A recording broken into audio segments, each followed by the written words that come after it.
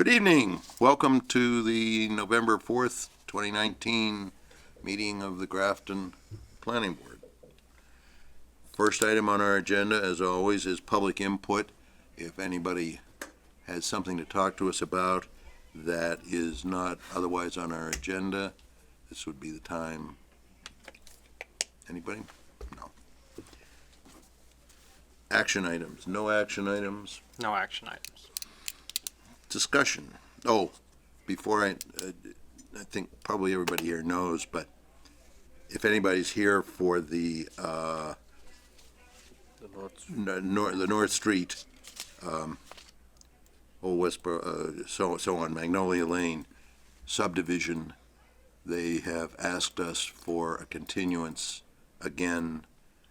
So at 7:30 we'll be voting on their request for a continuance, but we're not likely to be taking testimony tonight.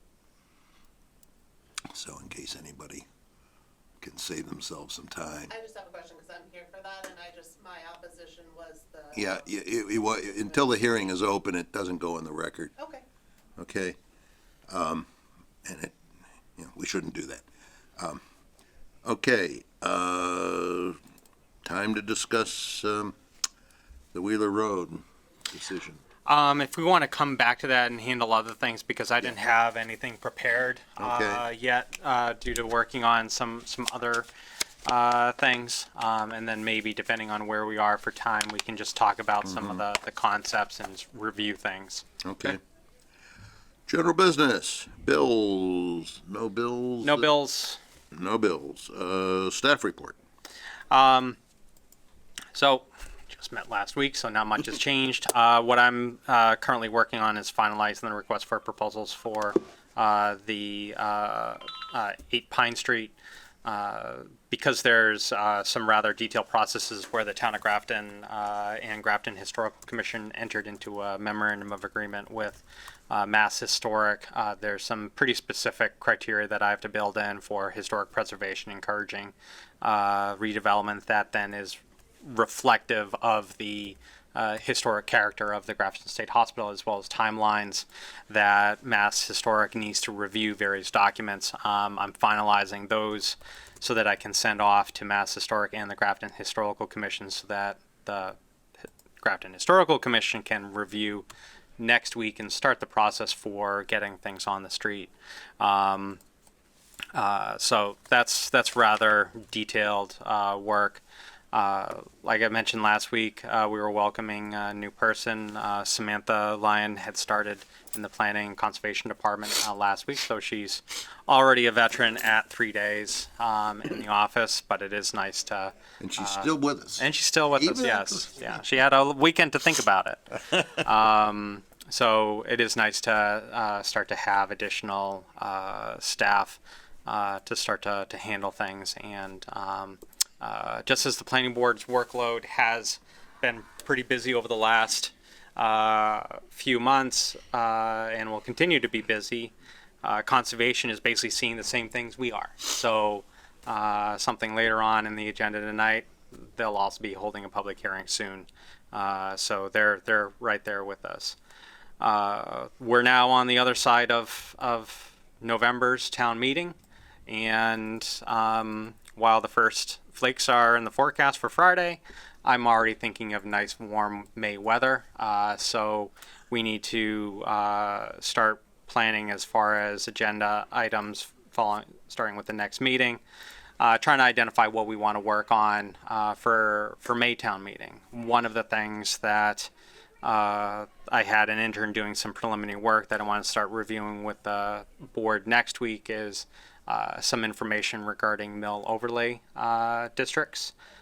Basically, they're overlay districts that, or at least the structure that I'd like to recommend to the board is an overlay district that then applies to mills and accessory structures that say are of a certain age, to allow for redevelopment that maybe is not allowed in the underlying zoning. So if a property was zoned R40, rather than having that as a abandoned or grandfathered use that really limits investment and potentially could lead to a hazard for the community. Looking and seeing what kind of uses maybe are compatible with that mill to allow for its redevelopment, since the underlying district may not have that as a permitted use. Do you have any examples of that kind of a zoning provision elsewhere? Yes. So, for example, Northbridge, Millbury, our immediate abutting communities, have a basically an overlay district that allows for not only some industrial but then also residential use. It encourages preservation of the existing structure, but then expands some of those uses. The intern that had worked for us over the summer had basically collected about 10 different community bylaws, looking at various things from Lowell, Chelmsford to smaller things such as Northbridge and Millbury, and sort of laying things out. So the board can understand sort of a spectrum as far as how to deal with it. It's of no surprise that the May annual town meeting, the petitions article, is sort of the impetus for this. The petitioner for the Farmsville Mill identified marijuana grow and manufacture as a use that he felt could revitalize the mill. Town meeting did not support that, but also our village mixed use district really doesn't allow for many uses outside of residential, retail, office. And we want to, that's an example of a mill that we want to try to, on a staff side, evaluate what uses could go in there that could bring a property back and have investment rather than sort of continuing along the line of the current building that it is. Same thing with on Brigham Hill. You're dealing with properties that don't have much incentive for reinvestment because their potential for reuse is very limited. And unfortunately, that can lead to vandalism, abandonment, and essentially be a hazard for the community.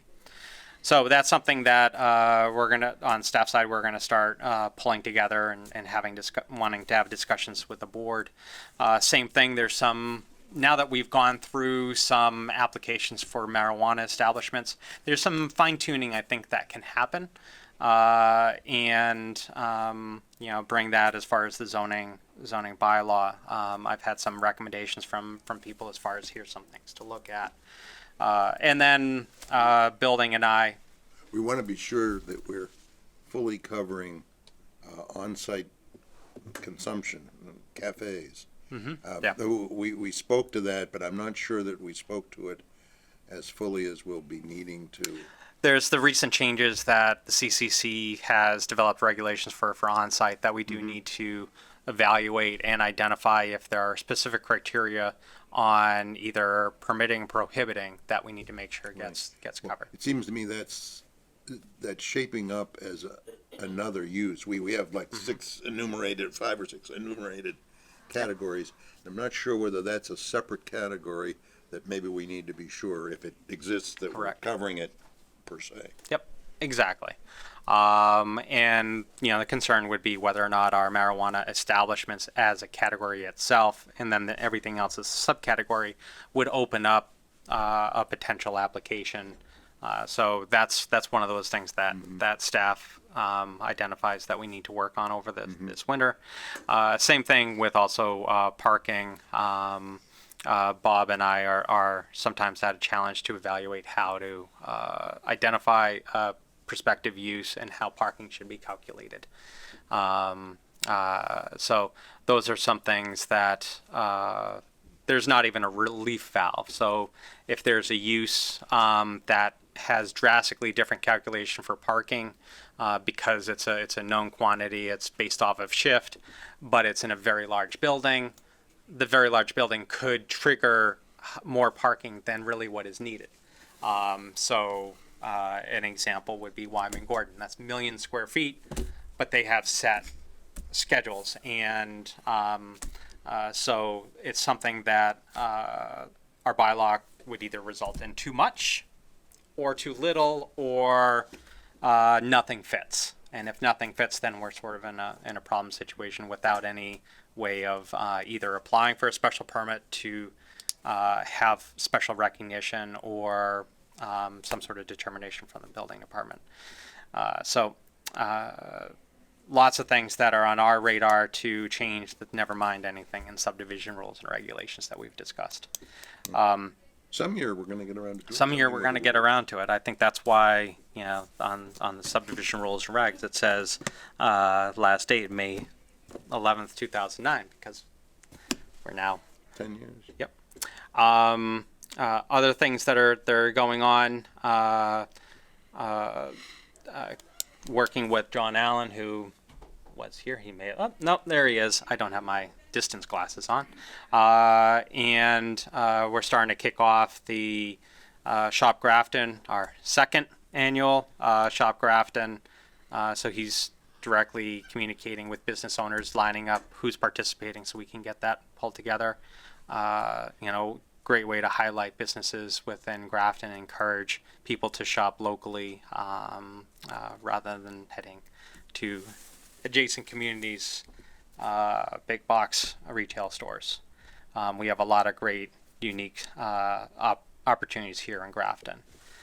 We're also following up with inquiries that came out of the Doing Business in Grafton Forum. So it's great to have that level of interest. I actually also have a meeting coming up with a prospective developer who's looking at Fisherville. So hopefully, and we're crossing our fingers. Hopefully, we're gonna start getting some traction on some of these as well. We had a pre-construction meeting for the Route 30 Grafton sewer extension. As the board may know, the planning department was successful in getting funding through MassWorks for $575,000 to allow for that extension. Next couple of weeks, they're going to start, ripping up Route 30 again. Still, yes, this is the second phase. The first phase, which was done by the developer for Afonso's subdivision at Village at Institute. They've put in the pump station. They did the first extension of that sewer from Dana Trucking. We're going to take it to what was formerly known as Anzio's, since they have now left the town. But that's going to... Pecorino's. Well, now, yes, Pecorino's. So... Definitely, we want to remember that it's... Yes. So that's going to be something that starts. It's basically going to be about a 3-month project. The whole idea is once we get to spring, we'll be able to mill all of Route 30 and then pave it as one uniform structure, especially because National Grid, who is also doing a project within Route 30, they'll hopefully be out of there as well. Yeah. I haven't been out on all of this Route 30 while all of the work is being done, signs say go someplace else, or maybe I didn't need to go there. The power company was putting power in too. Yes, they were putting in duct banks in Route 30 to allow for, at some future date, them to pull wire. They're actually starting to install cable as well. So they're basically taking things they've already done up by Tufts, they've done by Dana to Institute. Now there's the middle area, and you know where they've been or haven't been by whether there's a trench on the north side of Route 30. So it is a lot of work. Our department, for whatever reason, everyone calls or stops by planning. So we've been, phone? Because you answer the phone. That is true. We do answer the phone, and we have a counter. So. We've been fielding a lot of questions, a lot of complaints as far as bicyclists, people that are motorcycles that commute in the area, and it's hard to say, that we just request patience. We are trying to work with the contractors to improve the job as far as paving that's been done, and are hopefully working in that direction. So even though it's a patch, we can improve the conditions of that. That's pretty much good snapshot as far as what we're working on right now. you mentioned parking in previous, some of your comments there, which reminds me of some stuff that stirred up this week about the parking around the common and, all the discussion we had a year ago about the what's now the tavern. And how the parking there needs to work. At that time, at least I was interested in trying to figure out a way to actually codify something that recognizes the special situation we have there. I was reminded again today because we're working on the Small Stones Festival of the Arts coming up this Friday, and Saturday and Sunday, and all a bunch of other good stuff too. And we're talking about where's parking going to be. Parking is going to get to be a much more interesting issue real soon because sometime real soon they're going to be closing the library parking lot. Supposedly the groundbreaking is Wednesday morning. Yep. 10:30, and I don't see any mobilization on the site yet. But at some point they're going to be closing that. There's a pile of sand out there. There's a pile of sand out there. I saw a post. Oh, well, yeah. Today that said it was Is there a this- chrome-plated shovel yet? They're bringing in another. Because you have to have a chrome-plated shovel. The Gold plate. the lot is Helmets, closing the they're getting 16th. I think I read. I could, What? Ground, Yeah, that real was groundbreaking? what I was looking at earlier.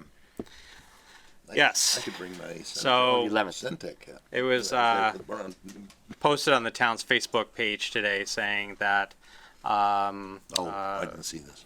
they're going to be closing the parking lot behind the library on November 11th.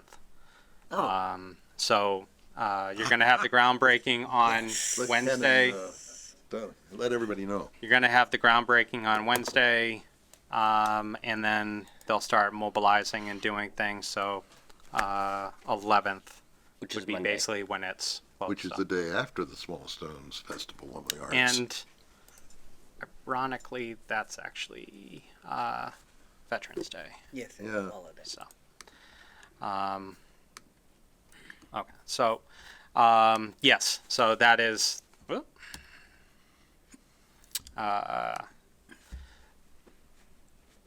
That's going to be something that I'm sure is also going to come up as we talk about the Eastern Gateway project, engaging the consultant with mass development as far as identifying how to do improvements on the Upton Street side, and I'm sure parking is going to come into that as a question as far as introducing additional uses. Right, I think we should rationalize the problem we ran into with the tavern. We should rationalize that somehow the idea that the whole thing works, has been working for a long time, even though it's got nothing to do with what our parking bylaw says. Yeah. And somehow get those together. Yeah. An overlay, I don't Right. know. Yeah. We need a few more overlays. Yeah. Yeah. And I hope someone can plot all that on Yeah. a map. Yep. Okay. Anything else on this? Just one question. On the commons, the Historical Society is also redoing the pavement, right, in the center, which was passed in the spring meeting.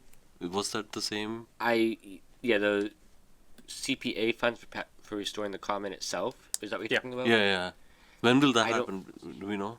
I have a CPC meeting this Thursday. I think they're planning on starting construction after the winter frost, but I'm not sure. It's getting a little late to be doing too much. That'll impact parking as well and traffic around that. For sure. Maybe not too much. Well, it depends on because where they're staging. yeah, well, not in the street. They may. I don't know. I hope but they're not planning to move the fence. They're going to be inside the fence or borrowing some library space. There isn't a lot. Well, okay. I might find out more later. That's Yeah. someone else's problem. Yeah. I hope. Correspondence. It wasn't too. There really wasn't anything of note. Only if you frequent the Market 32 Plaza, there was just a memo letting adjacent towns know of, rather than a restaurant going in there looking at a full service car wash. That's probably the only thing that really was of note within the correspondence packet. I was surprised at the level of detail they threw in that correspondence from Sutton there. Yeah, that's a little bit more than what's really necessary for notice, but hey, we got it and we put it up. But everything else really was from the city of Worcester, and there wasn't anything, and a couple with Millbury, but nothing that really seemed that it was applicable to Grafton. Yeah. The only thing I figured is worth mentioning, just because of what we have on their agenda for today as well, is in the Worcester's correspondence, Resonate Inc. is going to be against their planning board for Bilberry Street in Worcester. So that their hearing is the 13th. But I figured that was the only thing worth mentioning. Okay, anybody else with any of that?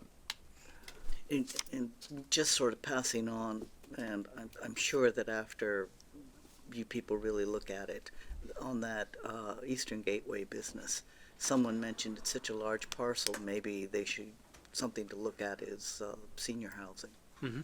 And because it's of its proximity to the library, to the center of town, Yeah. that might be a really ideal site to look for Yeah, some. And no, there's- absolutely. I didn't realize there's nearly 40 acres there. One of the challenges is that, It's broken up. yeah, it's broken up Yeah. by wetlands. And wetlands. But when you're dealing with a redevelopment site that's right up to the wetlands, anything you can improve, it's going to be a vast improvement compared to existing conditions that's there. Okay, we have time enough to do minutes of a previous meeting. My goodness.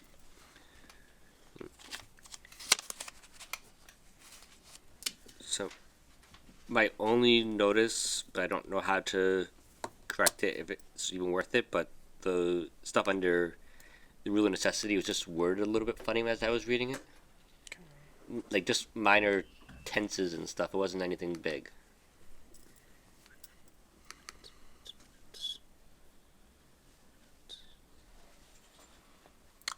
In the first paragraph, Yeah, this first paragraph I think was the only real spot.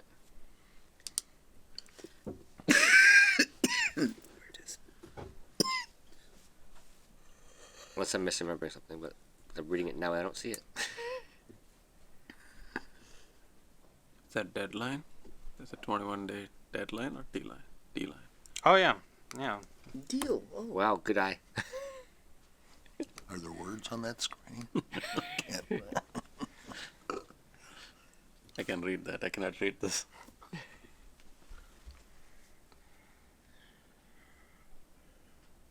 I do agree. He read the disclosure that can perform fairly.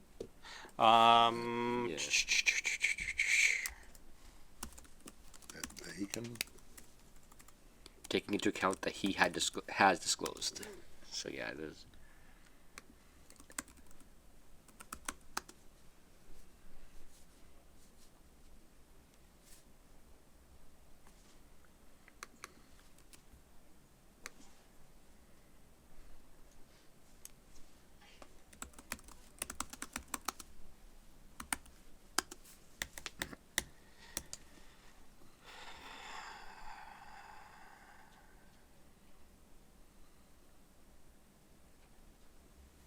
yeah, that just doesn't sound right. I'll rework that and send that off. Okay. do you want to wait till you rework it before we vote? Yeah. Okay, Yeah. so we can Yep. Just move continue right to the along. We next. can move right along. I think that we should hold number 5 until after the hearings because my watch says we're at 7:30. First, we have the special permit, major residential special permit 2019-12, which is for a subdivision off of North Street, Old Westboro Road, Village Lane, Magnolia Lane. have a request from the applicant. Correct. So Scott Goddard. Tell us who you are. Yeah, Scott Goddard, Circle Assets LLC, the applicant for the project. So we did come to our attention that we had some abutters that weren't notified on this because of our abutter request. So we want to make sure that it's properly done for notification purposes. So we've been in contact with Mr. Layden and would like to, without discussion, continue to have the opening of this public hearing at your next available hearing, which I think is the 25th. I should say, if it is worth it for the board, I have not read the public hearing notice for this project. Yeah, and we haven't before. We haven't opened the public hearing. We've just the first time we got this in writing, so Yes. we continued it with no testimony. This is second request, and I had communicated with Mr. Goddard's engineer this afternoon upon receiving it, after also talking to the Mr. Hassinger, just as far as steps, so that could have that as the discussion. One of the things is that we would want to resend out all the abutters notices. So yes, there are 20, but for basically sort of resetting the clock, we'd want to send out all the abutter notices to eliminate confusion. We're dealing with 3 weeks from tonight would be the 25th. There is a recognition. Staff had received comments that is the week of Thanksgiving as well, so a shorter week that could interfere with things. Our next scheduled meeting would be December 9th, following November 25th, depending on what the board and the applicant wanted to I know request. I think there was at least one person that was concerned with the Thanksgiving week. Yes, I know. We had talked about continuing to the 26th, but it's up to, how much of a problem is it if we wait till the one after the 26th? I mean, I don't think it's that big of a deal. I mean, whatever Yeah. Are you having a meeting on the 25th, or are you going to do that just for this? Because if it was just for this, I would say not bother, but if it's a meeting you're having already, then We have a meeting on the 26th, but 25th. I anticipate a fair amount of discussion. Mm-hmm. This is, it's gonna take a while. sure. And maybe it'd be better to do it when everybody's able to come. I have two heads going up and down. Sure. I have three heads. Yeah, if that pleases the board, I think that's adequate. And so we'll make sure that the December 9th? December Yes. 9th date is on the Yeah. submittal that goes out. Okay, December 9th. yes. Okay. Anybody have any comment on this? Is And- everybody happy with the 9th? If you can just give me a quick second. And the clock resets, right? There are two clocks and So Joe's one- gonna explain this. So, no, the clock does not reset. The application would have to be withdrawn and then resubmitted, or denied for lack of being complete and then resubmitted. Because this is the only thing, and the applicant has been here, we've already documented that it's not being continued because of, say, a issue with the board delaying a project. This is about trying to make sure that we get into a specific process. When you look at the form, our forms also then say that that the applicant acknowledges that we need to push back any other deadline. Staff will be tracking as far as when we hit deadlines to make sure that, say, for the preliminary plan component, we get that, because the special permit can remain open for a much longer period. But we would then be tracking it to make sure that, sorry, I'm like talking at the same time. Coming up with this, just trying to get the continuance form so I can print it off.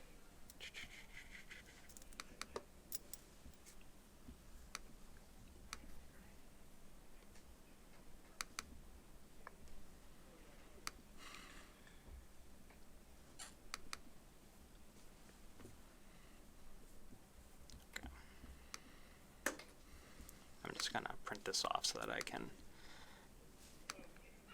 give that to Scott to print. And if I could, yes, thank you very much. John's gonna go grab that for us. So, through signing that form, it's sort of recognition, and that if there is a continuous that's needed for a deadline because of the previous request, that the applicant would agree to granting it. One of the benefits also of then continuing that is that they are going to be going through conservation as well. So these processes can basically dovetail to go through that. That's kind of this has some aspects that are similar to a case I sat on a few years ago, and we get to the point where we have to know whether conservation is going to allow, or what conservation is going to allow, before we can even evaluate the conventional plan as to how many homes it will accommodate. So that wasn't easy the last time. I don't know Sure. how it's going to be this time, but if you have their answers, it'll help. Sure thing. Okay, so I'm just waiting for John to come back, and then if because previously it was continuing the public hearing to November 25th, if it all is the same except for December 9th. Yeah. If you want to just give it right to Scott. Okay. Did that Yeah. come out correct? Yes. Oh, okay.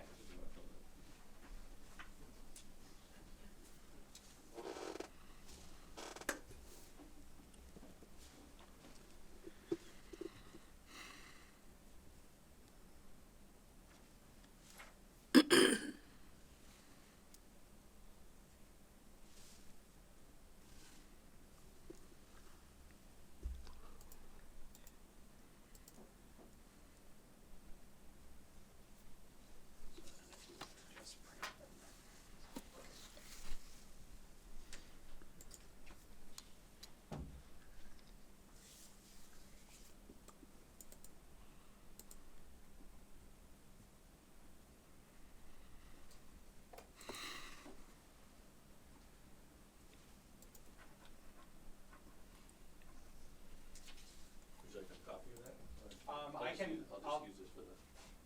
This would be what we submitted to the board. I can make a copy once I stamp it in and send it to you. Okay, Okay. perfect. okay. Thank you so much. Thank you. Any more questions or? I don't. Anybody else? I make the motion. I move that we accept the applicant's written request to continue the hearing until December 9th At- at 7:30 p.m. Second. Moved and seconded, discussion, hearing none. All in favor? Aye. Aye. Opposed? So voted. Aye. I had three. Okay, thank you. So, December 9th. That brings me to 6B, request for special permit and site plan approval at 13 Centennial Drive, SP 2019-16/SPA MJ's Market, Inc. Good evening. Good evening. Thank you for having us again. Thank you. I'm going to read the public notice into record. So this was revised on 10/16/19 to correct the property address to correct property of being 13 Centennial Drive. The Grafton Planning Board will hold a public hearing on Monday, November 4th, 2019, commencing at 7:30 p.m. in Conference Room A at the Grafton Memorial Municipal Center, 30 Providence Road, Grafton, Mass., to consider an application for a special permit and site plan approval for a marijuana establishment, including but not limited to a registered medical marijuana dispensary, marijuana cultivator, marijuana product manufacturer, marijuana retailer, and marijuana transporter on property located at 13 Centennial Drive, as shown as Grafton Assessors Map 5, Lot 1.G. Said property is located in an office light industrial OLI zoning district. The applicant is MJ's Market Inc. The owner is SBA/WBDC. Copies of the plan are available for public inspection at the planning department Monday through Friday, 8:30 to 4:30, or on the Town of Grafton website at www.grafton-ma.gov at the planning department ongoing projects webpage. Anything first, Joe? No, I think probably just dive right in. Tell us who you are and Yeah, tell us what you want to tell us. That's what I want to tell you. My name's Heath Gaffney. I'm the CEO and founder of MJ's Market. I'm here with our legal counsel, John, and my co-founder, Brian Foley, as well as our traffic expert, Amy Archer. As you'll see in the plans, we've submitted all of our proposals for the special permit. How, we show the graph of the facility now. It's certainly, that's kind of our first preliminary draft of the architectural design of how we feel it will be. We haven't gone through the hard architectural plans with our, with our growers and the production facility, so from a standpoint of this may change a little bit from the internal walls, but, as a special permit shows, we're not changing anything structurally to the building. Outside, there's a lot of windows on some of it because it used to be a school. We'll be removing those windows or covering them up to ensure that that back area doesn't have any light coming in, protruding into the grow facilities, obviously, and for safety perspective of the building, that there's not access into the facility. There's, one of the other components that we're changing is the way the fencing area is now is it was fenced off kind of like a playground used to be, which is nice, but we're gonna change that fencing around a little bit so that becomes our employee parking lot. We'll have a gated entrance for that, for our employee parking lot, but as well for deliveries of vans and things of that nature. So when we have deliveries coming into the facility, they'll go through the fenced gated area. Once that drops down, we'll have interlocking between our doors, meaning that when one door is open, the other can't be. So when the gate is open, our garage door will not be. And it's just from a safety perspective of, ensuring there's nobody sneaking through the door, so to speak, during these times. Once the gate closes for deliveries, then that vehicle, the van, will be able to back into our parking garage. Close the door, then we can, transmit our deliveries and things of that nature.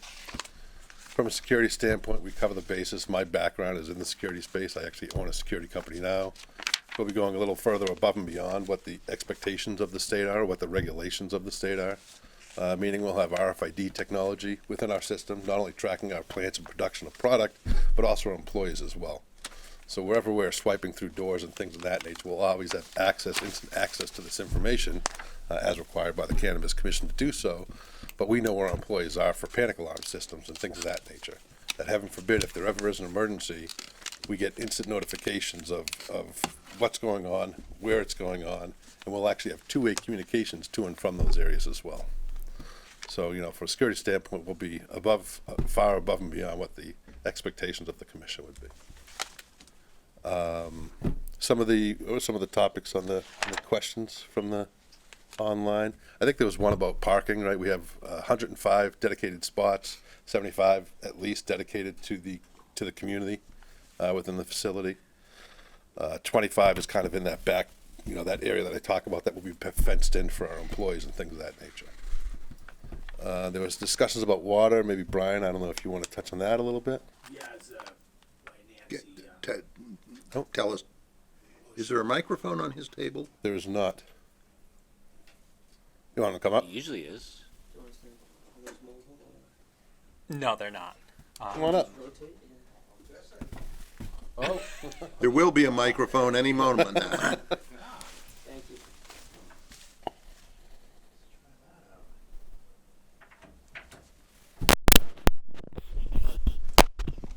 We got you. Yep, Right. Off you go. Thank you.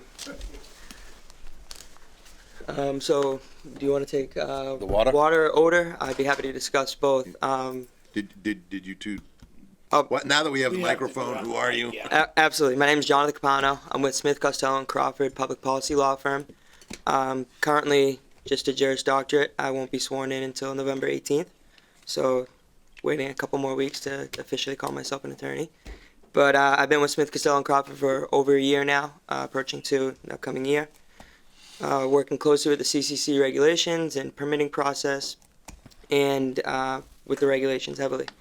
As far as water and odor go, odor, these guys have a cultivation site, and cultivating for a cannabis plant, it's a very needy, it's a very sensitive plant. So the facility is going to be as controlled as humanly possible. That means pressurizing the units, keeping air out, keeping air in. There's certain air qualities that they need to grow a productive plant or have a productive site. There's certain air that they cannot have. When it comes time to excavate the air or the what's left of the air, industry standard right now is charcoal scrubbing. People are moving to burning the air before it goes out.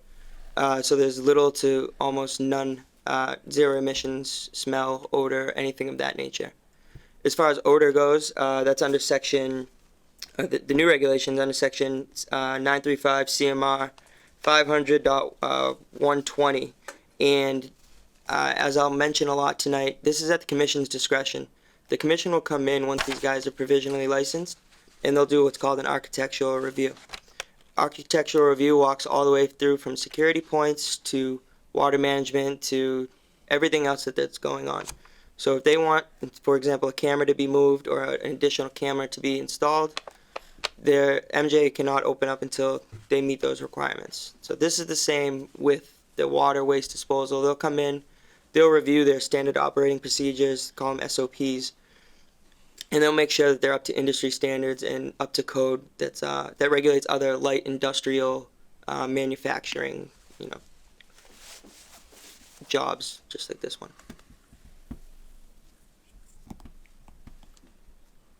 And any other questions on water or odor or anything of that nature, I'd be happy to discuss.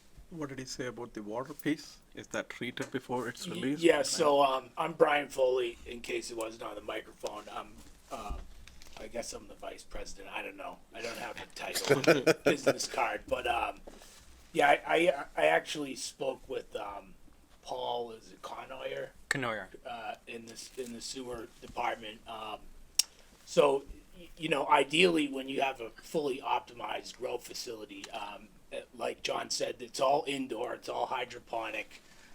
You really need that controlled lab type environment to make sure that you pass your tests. Every time we grow something that we want to sell or process, we have to basically harvest it, prepare it, and lock it up in a closet while we send a sample away for testing. And so,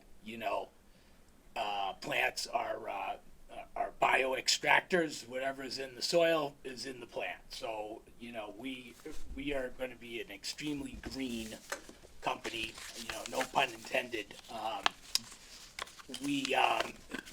It's phosphorus and nitrogen is the problem. Okay, so we give it off as humans, and we'll have a load on that sewer of approximately 50 people a day with our employees and our customers. Our plant should be contributing 0 phosphorus and nitrogen once we optimize. Basically, you take the water supply, you add the fertilizer, which is phosphorus, nitrogen, and potassium, like your bag of Scott's weed and feed. It's got the 3 numbers on there. That's nitrogen, phosphorus, potassium. And if excessive amounts get to the sewage treatment, then you get algae blooms, all the downstream stuff, and it wreaks havoc on the wildlife. So what you want is literally 0 of that to leave the building. It is possible earlier on we might have, I'm just going to liken it to a human load of like 5 or 10 folks, right? But it's coming off of the plants instead of the people in the regular sewer. You have a federated sewer where you do a sanitary only, and the storm drains are separate. So speaking with Paul, he said we won't even know you exist on the other end. Likewise, our hazmat list, I put one together, but everything on there is very benign. The only hazardous things are maybe gases for extraction, which are closed loop, and when their effectivity is gone, we recycle those per state guidelines. When it comes to cleaning, like I said, you don't want anything in that lab or in that grow that if it gets into the plant, you fail a test. So where previously folks were using hydrocarbon-based solvents to clean things, acetone and isopropanol, we actually just use terpenes to clean stuff. So if you've ever seen like Orange Clean degreaser at the car parts store, you know, it's a floor cleaner, it's a dessert topping, you know, this stuff is completely benign and it does a fantastic job of cleaning, you know, anything in that lab, glassware, etc. So, you know, we're really trying to push towards meeting all the requirements initially, but then heading towards a higher operator in the eyes of the CCC with, you know, at some point Heath will put solar panels on the roof and whatnot. But, you know, responding to Nancy Connor's post about the wastewater, you know, really, you should know we exist. And if you do it at first, it'll be a blip. I mean, that's just money down the drain for us, that's right. literally. You know, we pay for the fertilizer.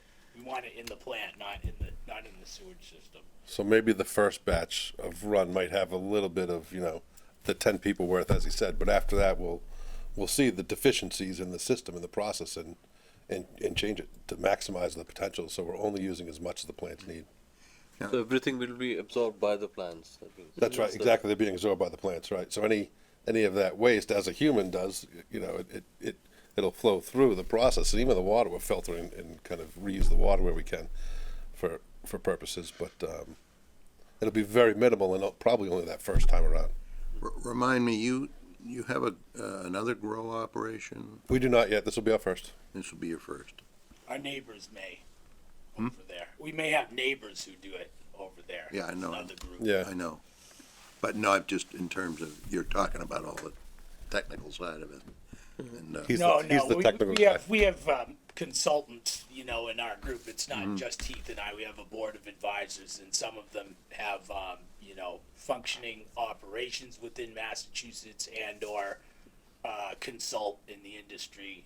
Some of them going back all the way to 2014, and of course our legal counsel. So, you know, we try to surround ourselves We have a great team of experts. with good folks that get it and not make mistakes that I'm actually glad Nancy posed the question. It gets ignored a lot, you know, the waste stream down the drain, out of sight, out of mind. And I didn't get many great answers from a lot of folks I spoke to, but you know, I actually felt comfortable and convinced myself that, you know, we would not be any kind of burden whatsoever on the system, so to speak. Yep. And what about the air pollution? This is all based on what we have. read Yeah, on the so internet. air pollution for the most, as John had said, will be a closed loop system. Zero to little.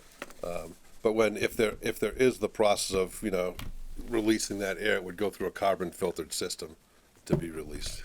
And is that all mandated by CCC? It is, that's right. What kind of equipment and how is it calibrated or monitored once you are in It's production? subject to CCC regulations. I don't pretend to know a lot about the technical side of the charcoal scrubbing and things of that nature. But the CCC, just like everything else, they will come in architectural review and make sure that it's the lowest emissions possible in that site. It's not a number, so to speak. They punt a little bit and they say that, you know, we can't be a nuisance, you know. So they I think until some of these operators are a nuisance, they don't put specific, you know, numbers on it. Our test would be to take a, you know, marijuana sniffing dog and have it next to the building and have the joint like 2 miles away and let him go and he runs over there instead. You know, they don't have a very specific test, but where it's closed loop, again, if you're not closed loop, that means the air inside the building is recirculating, and you're adding CO2 to it, and the plants are turning into oxygen. You keep that inside, and then you through heat exchangers cool and heat it. We have 1 million BTUs on the roof of that building, actually, which is fantastic. That way you're not pulling in pollen and contaminants from outside that end up in your test samples and you fail. This is why everything's indoors in this industry in Massachusetts, because if it's outdoors, you're going to get whatever happens to be in the soil, whatever happens to be in Yeah, it's the air. uncontrolled environment, so as much as air getting out, air getting in is very detrimental to us. Right, so we really have to control those environments to ensure that when we send the products out for testing, that they test perfectly. And air getting in could be a big detriment for us. I would think that New England climate might not Yeah, it doesn't favor help either. growing this stuff Yeah. 6 or 8 months of the year. No, for two maybe. For two, it's great. Yeah. I know that people always worry about the smell. And while the CCC might say not be a nuisance, we might want to understand at a little higher level about that. I've never been near one of the grows, but I have talked with someone who's been both inside and outside of, I think it's NETA's grow. One of them. Netta. One of the early grows. One of the early grows. Apparently, inside there's no question what's going on. Sure. But he said that outside he thought you could smell something. Now that was, there was some smell. Now that was a facility that was built, I don't know, Right. 2 years, 3 years, or whatever, because I think it goes back to the medical grow. Right. And I'm wondering how much handle we can get on that. Right. So This location's probably a little less sensitive than some of the others that more of an that industrial might come area. up in the town, but it's still a question that I'll bet you somebody course. wants to ask. totally.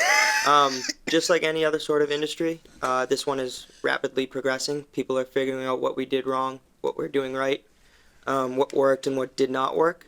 So those facilities that have built earlier, in the medical stages, we've learned from mistakes. We've learned from things that have progressed in technology today, just like every other field is advancing. So the facilities being built today have kind of stepped on the shoulders of those who have built earlier on, and their technological advances are great. Oh, go ahead, sorry. You don't have explicit plans, though, at this point for specifically what you're going to install? Yeah, we don't have a Right. MEP, mechanical, electrical, plumbing, HVAC design yet. We're working with a national supplier of grow equipment who, they've done, dozens, if not Yeah. hundreds of facilities around the country. And really, the well-done ones have zero odor outside of the building. And But then there's ones that have a lot of odor. And with our neighbor possibly doing this as well, it's like, who is it, right? You mentioned the area we're in. When I submitted the packet to Natalia, she said, well, where's your butters list? I said, no, that's it. We have about 7 neighbors, and 4 of them are the same one, the WBC Corporation. So, we'll be, And- we're out there. Yeah, the newer systems, as John said, I can think of 2 examples of good examples. If you drive by Lowell, where they're doing their medical grow facility, drive by, put your window down, and you'll know where it is just driving by. You can go by Acton location, and you'd never know that what they're doing in that building. Right, so it's 2 different kind of systems, older to the newer system, where the newer systems, they're putting this more elaborate charcoal filtration system. But the thing is, we don't necessarily have specifics about what you're going to do. So if we had a consultant to tell us whether that's good or bad, they wouldn't be able to tell us because you don't have specifics of what you're going to do yet. Of exactly what that charcoal system is, that's right. Yeah, well, Odor control study, right? An odor control study or of some sort, is that, you're Yeah. talking about, mitigation or verification that there isn't a smell. yeah. We often have peer reviews of quite, technical questions like this. Yeah, I think the way I look at my take of what Bob was trying to say is that something that's more or less here's something on paper before construction, as a design? Does the design meet reasonable standards versus something post-construction, which is more like an order study? Is it okay? So when we submit our plans to the Cannabis Control Commission, also submitting a set of plans to the town of Grafton, and possibly seeking some sort of outside consultant to verify that this is industry standard, Yeah, or it's going to that'll be fit the use. that'll be satisfactory to the town of Grafton. Of course. But I don't know. We should know that before we issue the permit. See, we should be looking at that before we issue the permit, so that we can maybe we can write conditions that. I mean, the challenge is that if CCC has essentially regulatory review over what is, from an odor perspective, generated off the site, we have then our regular special permit criteria that basically say that you can't create a nuisance. How do we define that? It's not something that is very easy to say. It's like a particulate thing where you say 20 parts per million exceeds the threshold. At a recent planning conference, I sat with around 10 other planners, and we were talking about marijuana facilities that each of us was going through permitting, and raised the question, like, how are you dealing with this? Because you literally need, say, a different HVAC person who's dealing with the air controlled system, but yet for probably a different company to go out and identify those people to do a peer review, because we don't have that type of knowledge in either building department or the people that they deal with HVAC stuff or peer consultants. So literally we're putting out an RFP for something that ultimately the CCC also has jurisdiction. Yeah. And how do we identify what is our standard when we don't have anything written down until operation goes through? So that if they get a provisional license from the CCC, that means that they've provided enough information to satisfy those things. How do we go beyond that? One of the things we have to look at is the impact of what a special permit is for on the area. And it doesn't say just keep the state happy. It says planning board has to be happy. And the planning board might want more than the CCC will settle for. But what's I have no idea. And I'm legitimately asking because I'll have to write a decision. Yeah. It's one thing to sort of say, like we did for geotechnical, saying that prior to issuance of a building permit, you need to submit detailed plans of the air circulation system for us to select a peer consultant to then say, are you following industry best practices? That's the only thing, but I don't know how to evaluate it. Do they say, yeah, they're good? And we're like, okay, we can't challenge it. The only thing is we can hope that they say, well, no, they should be using this versus that, and then we require that they change their scrubber or whatever. But then the challenge is CCC could still say, well, no, we don't want that anymore. We want this. That's how other So anyway, that's an area that I'm concerned about. I'm not sure whether we have we got to think about that if there's any concern about the odor control. I know, town meeting turned down another grow opportunity, and one of the big objections was because there was going to be smell. And if that had come to us, we'd have had to deal with that. We'd have to deal with it with conditions. Okay, well, we have to I mean, see what we're that's going to do with legitimate. conditions. I mean, that's where the challenge is until they go through CCC and revise it. At this stage, they're still sort of figuring it out themselves. So They don't necessarily have to have the special permit, though, to go to CCC. no, they don't. We would need there's certain elements of the CCC application that we would have to be in accordance with your local zoning and your local, we would also need to do the host community agreement as well to go to the CCC. And once we submit an application to the CCC, they would be reaching out to the town of Grafton to ensure that we are in full compliance with your zoning and things of that nature. So it is something that we would need to go to the CCC with. But you wouldn't actually need the special permit, they just need to be in compliance. No, what they need is they need a determination that it's compliant with zoning. Yeah. When it's a special permit, that's discretionary. It's not like it's site plan where it's by right. So the town could say, oh, they're fine, they just need a special permit by the planning board.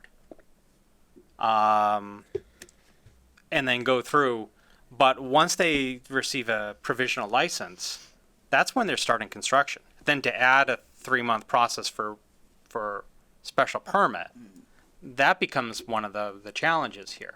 There are ways to be creative as far as conditioning it so that you grant approval for 1 year, and if there are nuisances, then they need to make changes to their air circulation system. The only other option is literally saying when you apply for a building permit prior to issuance of a building permit, we review your air circulation against best practices.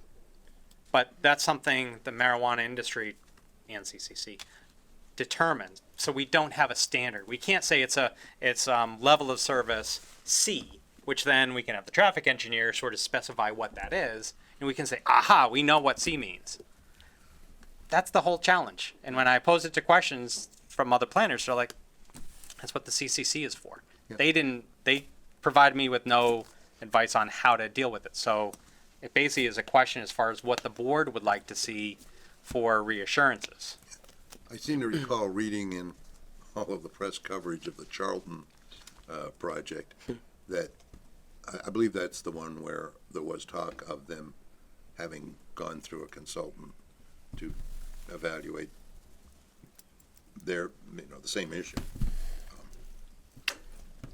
Okay, well, anyway, that's an area that we're gonna have to know how we wanna handle it. Yeah, so 2 more things before the next topic.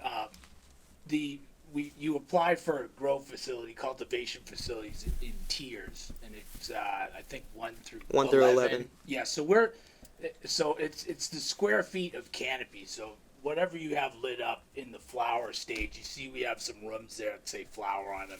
That's like the budding phase of the life cycle. The smallest tier is tier 1, which is allows for 5,000 square feet of grow. I think we have 2,500 actually in this first go around. We don't even have 5,000. We have one of the smallest grow operations that you are going to see. A lot of these people have big plans for 100,000 square feet and the tier 11s and whatnot. We on purpose have a very small one, and that's how we're going to get started, just to supplement what we'll be buying from other wholesalers. And then if you look at the plans, there's an expansion zone in the back where there's another 10 or 15,000 feet from the original plans back in '04. And, we'd like to, at some point, maybe build that out for more growth.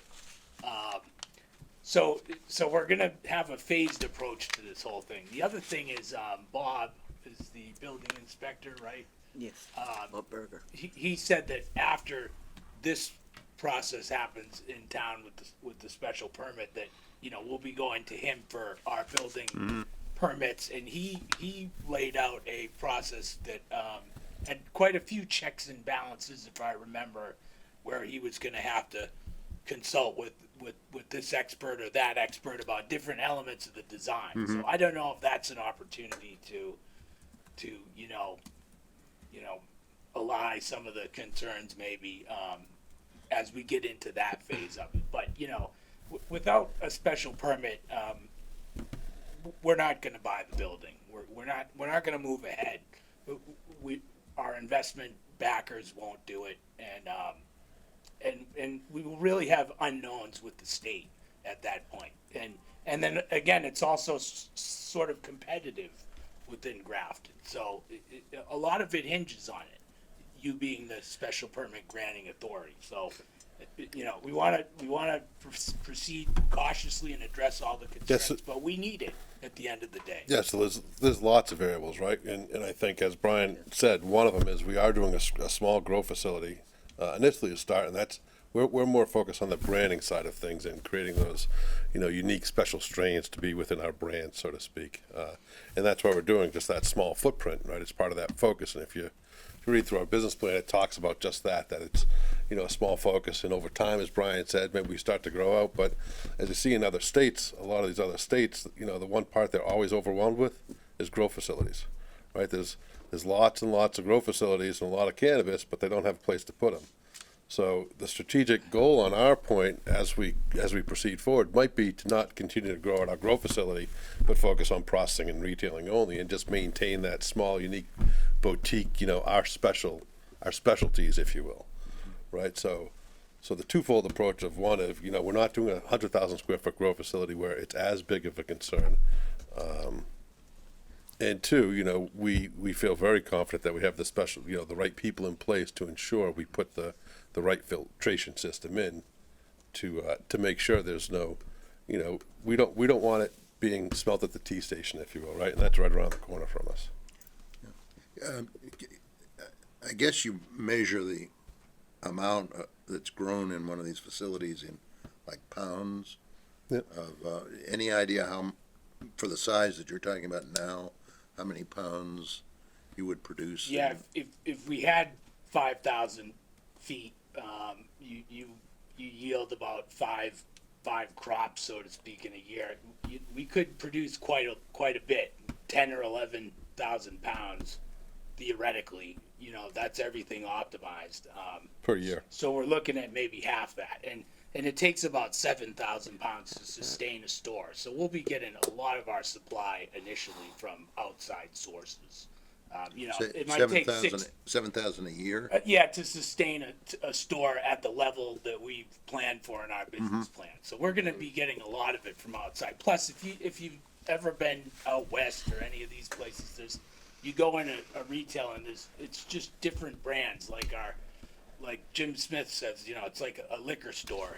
Someday you got your doers and your Smirnoff, and so out west it was like Willie Nelson had his own brand of pre-rolls, and then there was another one, and then the store had their own brand too, and so it will come to fruition, but this is a very, very small grow facility by grow facility standards to begin with anyways. So to satisfy my curiosity based on that, how long from like day one of starting the grow to the first yield from To it? harvest, 6 weeks. Okay. 45 days We're lucky. for some strains. It's a weed, and it Yeah. grows like one. And if you set up the environment right, and you get in touchy territory, but you can overclock it. You run it hot, high humidity, high CO2, but it's such a controlled environment. You're trying to recreate the Mexican desert, with very pure air. So that comes with experience, but we won't yield those numbers to begin with. But some of the stuff you grow for the sole purpose of putting into an extractor machine, it's not very good, not very high concentration of THC, but it grows fast. So you can grow it, chop it, put it in the machine, turn it into oil. I seem to remember back when the very first medical started opening that there was a shortage at least the one, I think the one on the south, down towards the South Shore, because they had some sort of problems with their initial. At least that's You can lose the whole crop. Our consultant was going out to Fitchburg a couple weeks ago to see, the white powdery mildew, or a male plant get in there, screwed up the whole thing, It's a whole Air. new thing.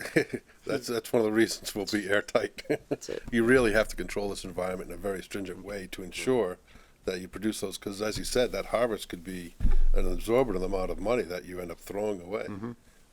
We can't put ourselves in that situation. Okay. I had a question outside of the air pollution stuff. How many employees do you think are you guys planning for at this facility? It would probably be in that 40 range, I would say, overall. Yeah, and it depends on how much, there's lots of variables, right? We'll be processing for other people because the processing machines for us, I mean, Brian will know, we'll be running, we have these processing machines that they're there 365 days a year, but for our small grow facility and for what we'll be doing, we're only running, 2.5 weeks out of a month. So what about that other time? Are we bringing, things in and doing processing for other people? And the likely scenario is, yeah, we will be, right? Which is another wholesale revenue stream for us. That's not part of our business plan, but if we can keep these machines going, let's keep them going. So there's variation of, the cultivation, and then when in trimming time, right, there's an influx of some more part-timers to help come in and trim, because we're not gonna use machines, we'll be all hand-based trimming. So, that takes a massive, that takes another amount of people to come in and do all that processing for us. They all have to clear the CCC? Yeah. Every one of them has a background check. Even part-time? Even part-timers, anybody in the building, and even to the point where, some of the front folks, if you call them the salespeople, if you will, at the cash register, they're not allowed in the grow facility. They can never go back there. They're not, they would have to go through the same regiments as if you wanted to come in and do a check or come and tour the facility. Right? It's not a lot, but you still have to go through a process of filling out an application, and we obtain your information, and we would actually submit that to the state to make sure everything's fine. And this would include the security personnel, or is that? Yeah. All personnel. All personnel are- Everybody that works there will go through. So what the CCC does right now is register an agent to each license type that they hold. So let's say MJ's Market retail license, they're going to have a list of registered agents. The cultivation will have a list. The product manufacturing will have a list. If the security is, supposed to secure the product manufacturing site and the cultivation site, they're going to have to be registered on both lists. So you will see some, turnover, and some people registered for all three. Some people registered for just 1, 2, but their access is limited to what license type they're tied to. And how many amongst these are you planning to recruit locally from Grafton? As many as possible. Yeah, we focus to be, so the first 2 weeks of applications, for example, will, and we haven't etched in stone, but what I would like to do is do a week just for veterans and locals, and then maybe locals, and then open them up if we haven't filled all the spots from there. We detailed that actually in the host community agreement we signed with the select board. Absolutely hire local. It's 20 a very employees big per focus. shift, so we might have 40, Yeah. on the registered employees. Yeah, that's between probably a our good number in that times. 40 range. Now, the grow and lab group fit people, you're gonna find those are a little trickier to fill. Absolutely. Sure. Because the pool out there isn't that great. Yeah. And you have to have experienced people. Just like everything Oh, else, yeah. you have to be Our qualified. grower is, 15 years strong, and man, he's And they a make- very, very bright guy. And there's trade groups now popping up in the state. We started to network with some of those trade groups, of just cultivators, and we go to events and we meet some of these folks, and there's a lot of people out there with a real passion for this, and some of them live right around here. So you're right. It's not a regular, monster.com No. Yeah. resume that you run into, but we're looking forward. Those are good problems, as Heath would put it, to find good talent in this space. Somebody we're considering for an advisor is one of the very first lab operators in the state, who is still operating in the state, who's just an expert on these rules up, down, and sideways, and knows the state guidelines very well, and where I'm from, engineering, defense, military background, where we don't share anything with anyone. It's wild in this industry, the amount of information people are willing to share to bring up something emerging like this. So we've gotten a lot of great input and feedback from folks. But if you know anybody, let us know for sure. Oh, God, no. Well, after we do the permit, we'll let you know, because we might not be Oh, yeah. allowed. Sure. Yeah. I do have a unasked question as well so far. You mentioned that the fencing on the outside will be changed a bit as well for employee parking, that kind of thing. I don't see any even sketch of any sort that shows like how the exterior will be reconfigured. compared to the existing. I don't know. compared to the If- existing use. Yeah, compared to the existing. Right. So the whole operation and and Heath can get into it a lot more with the security fencing and things like that, but the industry standard right now in terms of signage and things of that nature is that you're going to have to be looking for us to find us. There's not going to be Yeah. a neon sign out front that says come on in or anything of that nature. Plans will be drawn. I'll let Heath speak to the privacy fencing, but again, it comes at that architectural review where we start our construction at provisional. So if the CCC says your fence should be 15 feet longer, then the fence has to be 15 feet longer. Yeah, so the fence is already there, which is nice for us. Yeah. We're gonna automate the gate. I'm gonna change the gate around a little bit, so, so the gate will probably be on wheels, right, where it's slide open, or maybe lift, I mean, I don't know. I can't, we haven't decided what type of lift gate we're gonna use for it, right? But that whole, I don't know if you've been to the property or seen the property, but there's kind of a playground, right? Yes. And that playground is where that's where that parking and secure environment will be. Is he pulling up now? So that's where that environment will be, so we're taking a piece of fence out where that entrance is, and half of that entrance is gonna become a garage. So if you go to the print, I'm just trying to look and Yeah, see so if you can do a it's- satellite, because maybe you'll see your it. plans don't have it, and I think that's the Yeah. yeah, so there it is Point. there. The, Yeah. the question was more like, how would it be reconfigured? Because you did mention that it'd be reconfigured for employee parking. That's what I was asking. That's it, because the fence goes all the way up to the building. Yep. And then there's a gate at the building. We're gonna remove that section because the garage will kind of come all the way to the gate, right? And then we're gonna automate the gate itself, the lift. So part of the fence will be removed near the building, and make sure it obviously goes up to the building, so no one can just sneak Yep. by the fence. And then the gate will have an automated, whatever it may be, to it.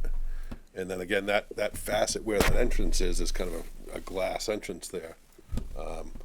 That will be removed, that's where the garage will go, and an employee entrance. Is the intent that customer parking will be basically arranged as it is now? I know. All that out front parking, yeah. I think Okay. we said at least 75. Yeah, not spots. planning on rearranging the layout or anything at this point. No, it's a really good setup. When we looked at everything from that standpoint of, it's almost like it was built for it. You got So handicap parking. and- handicap, everything, there's some All cleanup that work on the great. curbs that have to be from the salt being thrown down, but. So there's a little cleanup work from that standpoint. Yeah, if the CCC deems we could gate the one entrance at the street if we had to. Put boulders in so they can't drive a truck through there, or what, there's Yeah. only one way in and out. It's Yeah. right at the road, so, very secure. Compared to some we've seen where there's literally nothing in place. Yeah, the southern side of the road, sure. Some of the other ones that we visited. Will the CCC really dictate how much closing up of the windows you have to do? Certainly. Mhm. They'll. As far as the retail component is concerned, you're not allowed to see product from any sort of outside point of the building. So a lot of people today are either boarding windows, not having windows, or they're doing a frost glassing. Typically, when you go to a retail establishment, phase one is to have, security out front. Your ID is checked there. Then you enter the first room, which is the vestibule, the security spot. That is typically the entrance to these facilities, and then behind that is where the floor, the sales floor is. So typically, the front of the building isn't even necessarily the dispensary itself; it's just the security vestibule. Yeah, I'm trying to figure out this Yeah, can you go drawing back of the front to part. the print, Yeah, John? this view. Yeah, I'm looking if at you look that, at- and you seem to have a direct, I see, that's It's an out. exit, I yeah. see, that's exit. So, you have to come in and weave around through here. Well, yeah, that's that's for if there's a bunch of people in the waiting list. But even those days are over. There's not a lot of lines at facilities. But we'll check In ID there. Brookline Village, I hear they're still around the they're block. Still, Oh, really? Right. Yeah, and the town's people are trying to bring town meeting Lobby's action to cut down on their business. Yeah, Really? I actually brought something with me here tonight. It's pretty interesting. So I'm from the North Shore, I'm from the Lynn area, and they had an opening this weekend right on the Lynnway, a main highway. We have about 3 or 4 neighboring cities and towns with bands, population of 100,000 people. They opened up on the Lynnway. They had the company set up a a shuttle service from a downtown parking lot that's vacant, expecting a crowd to be there. When the buses pulled up, they pulled up with 3 people. There was state police officers on detail, Lynn police officers on detail for 3 people. The novelty of it that you see in Northampton and Leicester is pretty much gone in the industry. There's 28 marijuana retailers open today. MJ's Market, if things go smoothly, will be around that 100 number of retailers open. You're not seeing the massive swells or anything of that. And just as a local example, you can look down the street to Worcester and see Good Chemistry has been operating for over a year now with no sort of issue. Their grand opening, they had 5 police officers. Their maximum line was about 5 people. So. No, That is a little bit different in that Brookline is right Of smack course. dab in the middle of a And with massive all the population. litigation going on right now with Cambridge and Somerville, everyone's going to one location. Yeah. So. Yeah, of course, they're on the green line, which doesn't hurt. Yeah. It's right It's- on Route 9, right? It's Yes. right. Yeah. And I If you can manage to find Route 9 as you go through In the there. old bank, yeah, it's a nice building. Yeah, no, I have that article with me. if We anyone need to would like double see it. the amount of traffic that's on that road. Amy will tell you there's no traffic on that road. yeah, no, I 200 We're gonna cars fix a that day. So, too. so as you can see in the property, there's lots of windows, and we haven't sat with our designer to figure out exactly how we're gonna cover them up. Yeah. But because we have the unique environment of allowing to do all 3 of the process, grow, and sell, is, we're probably gonna take some of that glass and move it inside, and use it so that when we have tours, we want people to experience it, right? One of the things that I see is that there's a lack of education about the industry and what marijuana and cannabis is. Can I ask a question? Well, just to be clear, there is no consumption on site. No, it No. never. It never happened. And I would love to spend some time with you on the social consumption pilot program that you guys were talking about earlier. The pilot program is going to last for 2 years. They're going to open it up to at most 12 municipalities that have to apply for the license type. From there, then they'll start promulgating the regulations. But for now, it's only going to be 12 municipalities through the state. They're going to look at socioeconomic impacts and things of that nature For consumption on site? for social Yeah. consumption. They're only going to open it for 12 cities or towns That you- because it's just I've a pilot envisioned a little program. It's not cafe a. off of the side of this building. We'll get there when the regulations allow for it. But for now, there's no consumption on site. But they can do it on the parking lot, right, in the car. No. No. So Okay. there's a few fold, right? And there's a few variations of even packaging the supplies. Like when you leave a store, it's almost like if you want to open it, you better bring a knife with you, and because it's tricky, right? I mean, it's Ziploc, and it's sealed, and so Some just of the it's packaging hard. needs to be, so it's complicated that, it's not like, you go into a package store and you buy a single beer. Well, when are you drinking that? It's not the same in this environment because there's so many wrappers and packages on it that it's, Not you allowed have to. to. You're not allowed to consume on Right. site. Both and we in will your be bylaws monitoring. and the state both reiterate Yeah. that. We will be monitoring parking lots for that. Yeah, Because it's one of I think our bylaw prohibits public Yep. consumption. Massachusetts is a public place Yeah. doctrine, Yeah. so you can't consume in any sort of public environment. Right, and apparently that includes edible, and Yeah, I'm not things like that, surprised. which, how are you gonna know? Up to Well, all we can do is monitor our environments, right? Yeah, And no, we but will be with security cameras, but you don't know, right? It's that same as someone going into a package store and buying a single beer. No, You no, don't know that he's gonna open that as soon as he leaves, but No. when we Much put, more difficult to get our product out of our packaging right. than in a liquor store. yeah. no, Certain. when we put that bylaw in that said no public consumption, I was picturing the common, Of course. and Oh, sure. I could see people not smoking up there, but they're having a, But then people doing it, right? I mean, Right.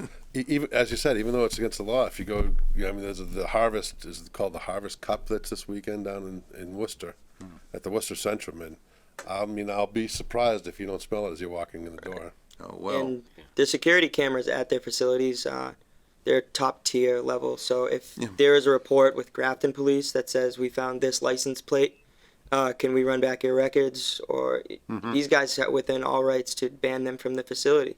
Yeah. If they're going to consume in a public place in Grafton, and we have your license plate number, and their cameras are certainly capable of seeing license plates, then they won't be allowed back on the premises. There'll be Yeah. plenty of signage in that zigzag. In the man parking lot trap as on well, your no way in. consumption, yeah. Yeah. That brings up another thought I have.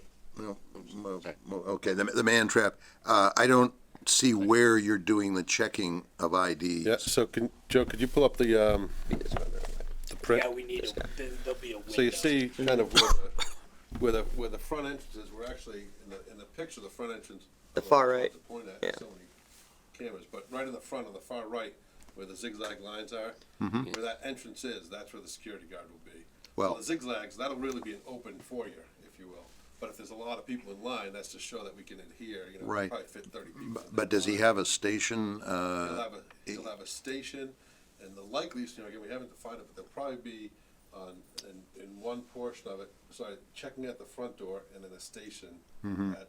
The inner right in door. that Inner door. if you There will. with a stool and an optical ID. A reader, whether a hand reader or, verifier. you know, something that'll further validates the license. So right? three checks is typical when you go into any store. Yeah. Usually before you even enter the building, there's someone there. Then after you're in the Validation. waiting area again, then at the point of sale the third time, and you know that's part of the standard operating procedures for running the retail. I thought there was 2 checks, but yeah, you do see most doing 3. 3 is And we'll adhere to that 3 to just make sure it's the Industry same person standard. going through all the time. I am though wondering about this whole area labeled retail.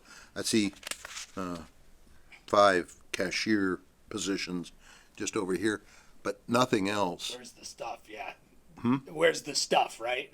Well, yeah, you know, I don't know.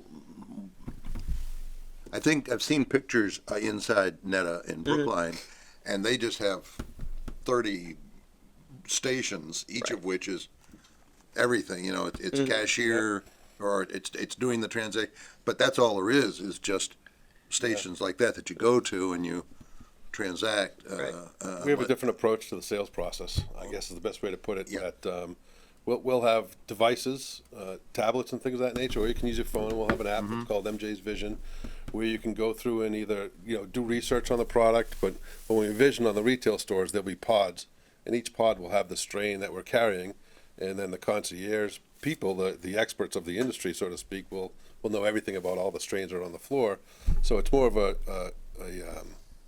approach of really what are you looking for, as opposed to just come in, buy something and get out the door scenario, where it's a much more, you know, interactive experience, Okay. right? So there's no buffer between the folks.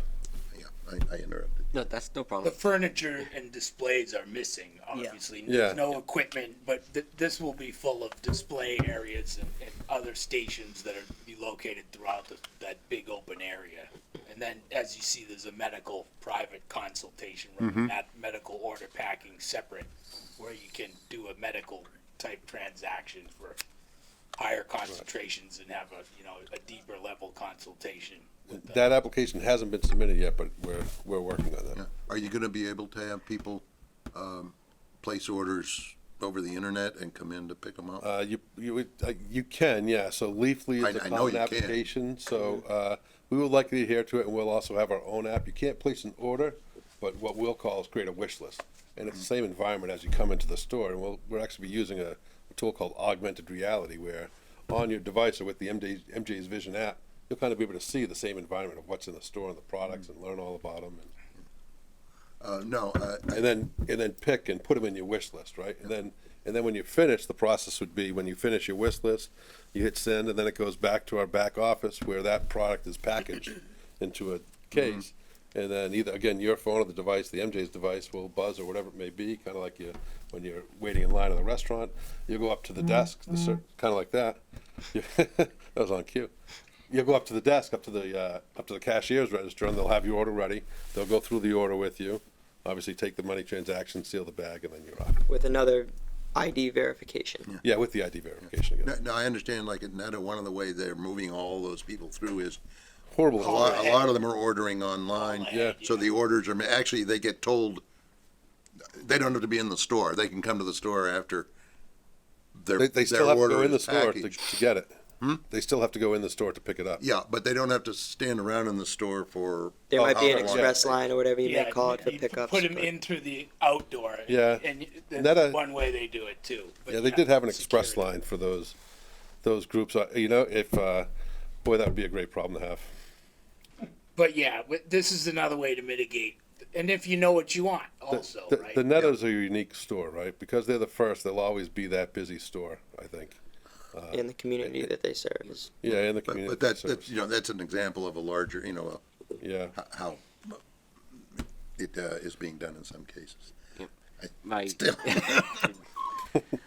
So my thought is, of course, knowing that the CCC does dictate a lot about like what the security can be, and they're pretty strict on it. Very. But I know in some of the other outreach meetings this town has had, I forget if you guys have said it as well, but at least one or two other people have mentioned that they'll be also working with the chief of police in this police department if they want something above and beyond what the CCC requires. You know, is Yeah. that something that you'll So- you work with the chief? I know they put a comment saying they don't have enough right now to say a comment one way or the other, but Very much so. And what the chief said, we did reach out to him once, and he said, when you have your plans down and all your cameras and access control are laid out, then let's have an in-depth conversation. So twofold to answer your question is, I'm gonna make sure we're far above and beyond what the Cannabis Commission, because it's my software that will be incorporating into it from a security standpoint, and I want all of my employees to feel very comfortable and safe in this environment.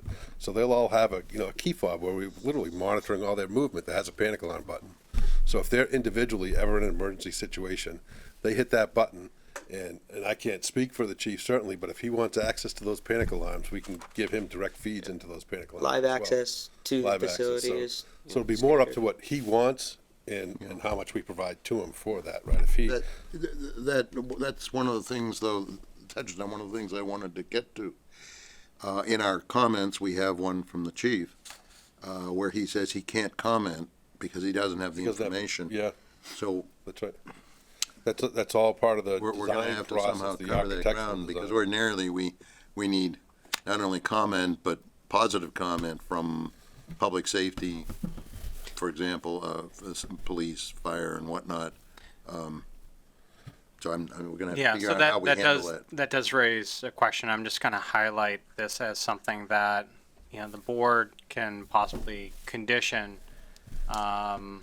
Yeah, okay. but it warrants at least highlighting, because I would be addressing it as a condition. This is the southern elevation, as you mentioned. The fenced area, yeah. The fenced-in area.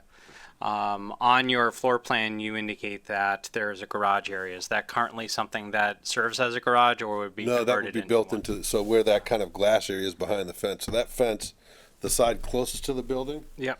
will a good portion of it will be removed, and that's Mm-hmm. where the garage and the employee entrance is gonna be, so it'll be a fenced-in area Yeah. for the So, garage. and what kind of vehicles would They're go to the vans. garage? They're Armored truck and sprinter van, not Yeah. like an 18-wheeler. yeah, you Okay. don't see any sort of trucks. One But I mean, if it's an armored trucks end up being fairly tall.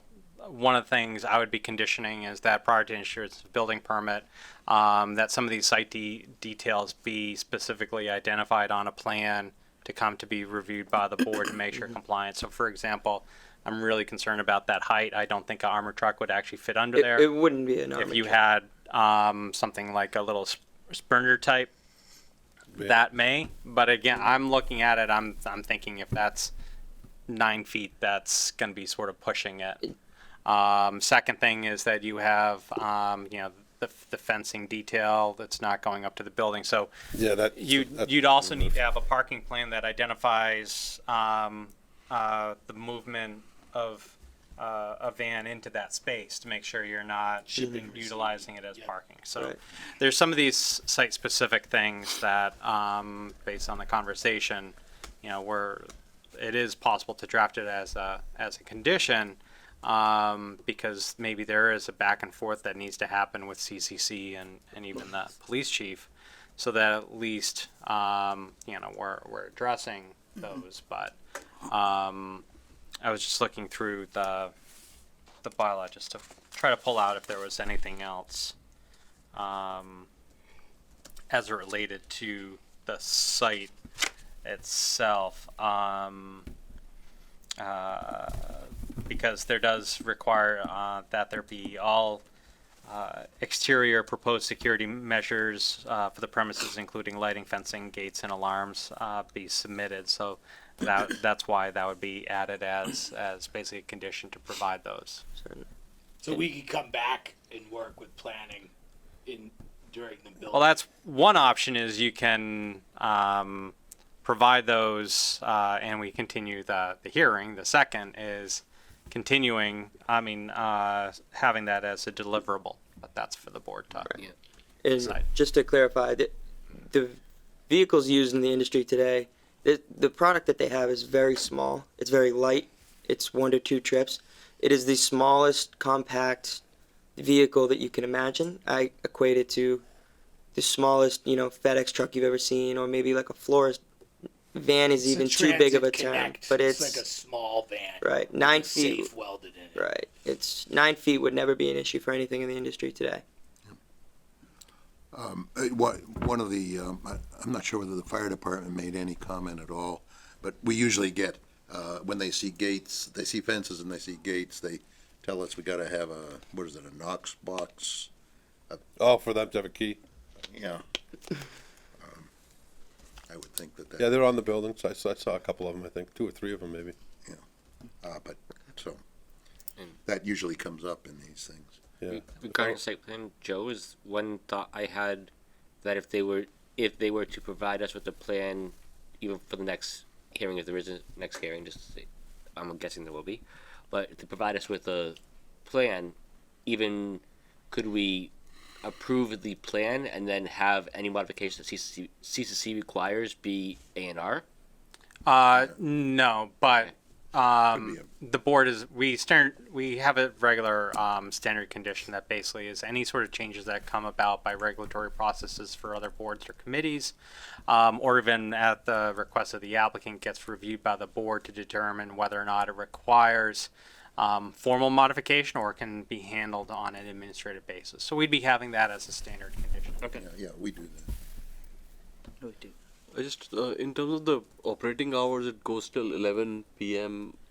on weekdays, and is that Is that what, I thought you might have had some times that were. That's different. one of the fun things, is that our bylaw says that basically, but in no event shall a facility be open to the public, nor shall any sale or other distribution of marijuana occur upon the premises or via delivery from the premises between the hours of 8 p.m. and 8 a.m. So basically, it the other way to look at it is It's closed 8 at 8 a.m. to p.m. 8 p.m. and then nothing happens from 8 p.m. to Except 8 the a.m. grow facilities are 24/7. Right, correct. But I But that's think not- our HCA said to 11 p.m. and that's signed off, but your bylaw is 8 to 8. So okay? Remember I said there was a couple administrative things we probably need to revisit for.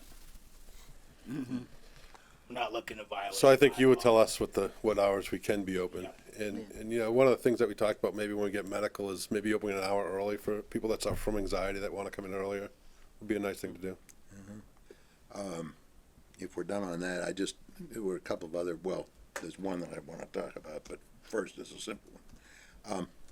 Maybe.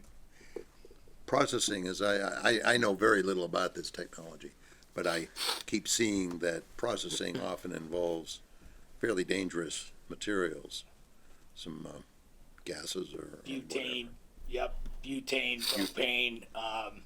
Again, we'll be working with the fire chief and whatnot on that. Operational hazards.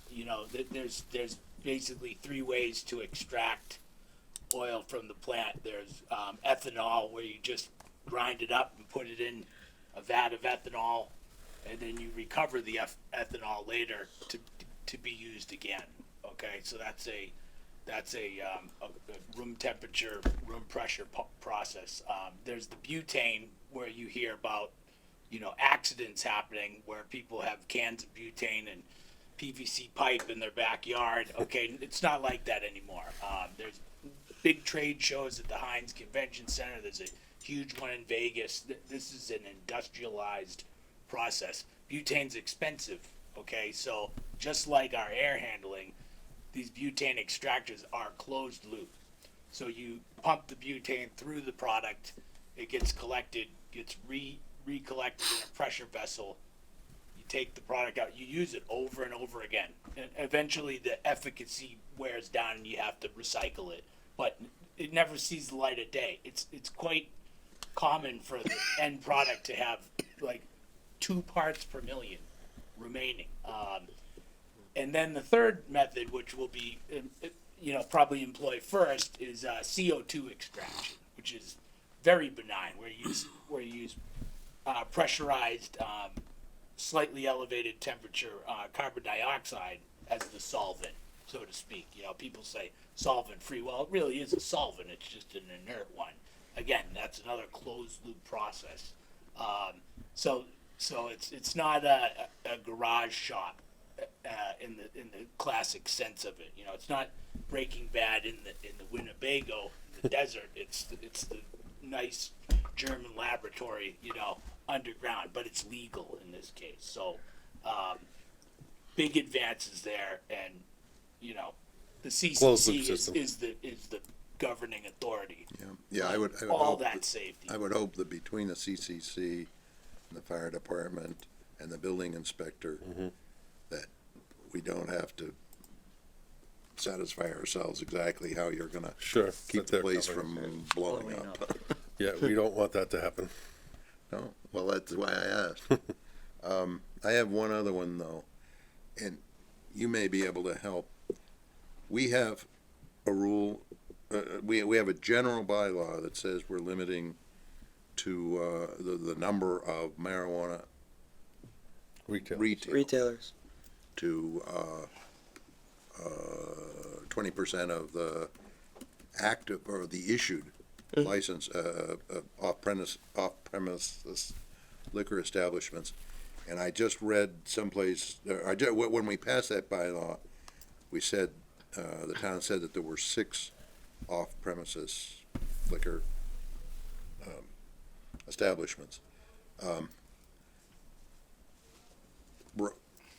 Even if you round up, you only get to 2. And we know there are at least 3 retail applicants at this point.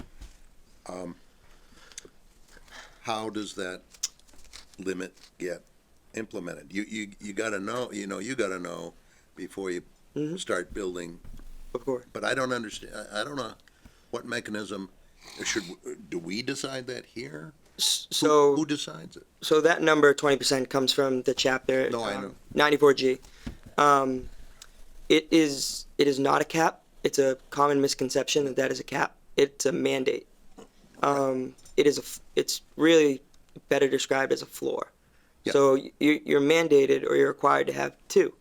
If your number is 6, it's whatever the percentage But we is. have a bylaw that then implemented that and said our choice is. It's to cap it. Well, it's 1.2 now, but Right. round up, make it 2. That's the worst case, that's the maximum it could be. So then it's a question of state law and local bylaw. But Yeah, but how does it work? Well, How do you know you that have you're gonna be one of the first 2, to be, and who's gonna tell you no when you get there because, they beat you? How does that work? that's the decision. The governing body. The decision would be made by Grafton. How? Where? Right. It would be, you guys have the power to amend your bylaws. So if you got to a situation, or Grafton can change its bylaws. Yeah. I don't know. Town meeting. Town meeting can change its bylaws. Yeah. If it wanted to adhere to the state law, then it could do that. If it wanted to keep in place the bylaw, then it. I'm not worried about the limit is taking care of. What the question is procedurally, process-wise, how does it get implemented? We know how many we're talking about. We're talking about 2. At most, we're talking about 2. How do you? Who's going to say no on what basis? As I understood it, was the first 2 to get their final license. Final license, but the final license comes after you've done all the building, A lot has been put in place, that's right. and that just Millions spent already. that's Yeah, it's why we have these steps, right? It's why we won't commit to the building until we get, right, there's all these steps that have to fall into place, and it is, I mean, there's a million cogs and they all have to, we're trying to figure out how to get them to all line up and run smoothly. So the process are, the special permit, we buy the building, we start production. And at that point, if for some reason the other two guys beat us to that recreational license, well, we still have our grow facility that we have in place here, and we still have our medical that we have in place here, and then we start looking for recreational elsewhere, right? But there's a big commitment we're putting up front, and as you said, the way things are now, in the hopes that we're the first guys out there. What can you tell me about local licensing? The law allows for local licensing. I don't think that we have that now. Called the CO, I think. I mean, that's one of the challenges, and that's why I think, it's a discussion item on the Board of Selectmen's agenda. When you look at Article 39, it does not make reference to any license that needs to be obtained. It basically says the number of recreational marijuana retailers that shall be permitted is limited to 20%. The number of licenses issued within the town under Section 15, Chapter 138 for retail sale of alcoholic beverages. It doesn't say you shall obtain this. Conceivably, it could come to everyone goes at their own pace. They go through here, they go through CCC, and then it ends up on Bob Berger's desk. You don't get a final CO because I just signed for these two. Yeah, well, that's one of the places it could be, is at the final CO, I guess. But apparently you can have an actual license, a local license, somewhat like an alcohol license. The selectmen issue alcohol licenses. I think that the idea is that the town could put in a local license requirement, which presumably would be from the Board of Selectmen. But have any familiarity with any of that? In my experience, and we could definitely get a more complete answer in writing, but we've always looked at the licensing board in the city or town as the decision maker. If, however, it's written in that bylaw, then that's who we would go to. I don't know 100% to give you an answer on if you would change and set up a new local licensing requirement or new board that would make the decision. That's something that would be Because the considered. special permit is not, I don't think is the license that the state law speaks of. No, That's a, this is more Yeah. that's a, building. Typically, it's host community agreement and special permit that we go for local counseling. So there's 351 cities and towns in Massachusetts. Everyone does it completely different from one another.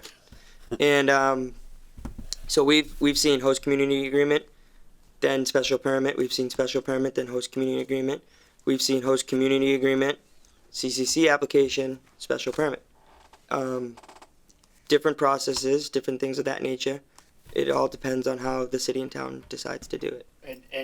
And honestly, the CCC has their hands full, and the Attorney General, quite frankly, has better things to do. Heath and I were unanimously selected in another town to be in a host community agreement negotiation, and then they just threw it out arbitrarily one day and said, we're going to compete it to whoever wants to bid, and another 2 years is going by, and we will submit a bid, but it's remarkable. It's certainly, it's definitely unethical, but is it going to be enforced? I don't know.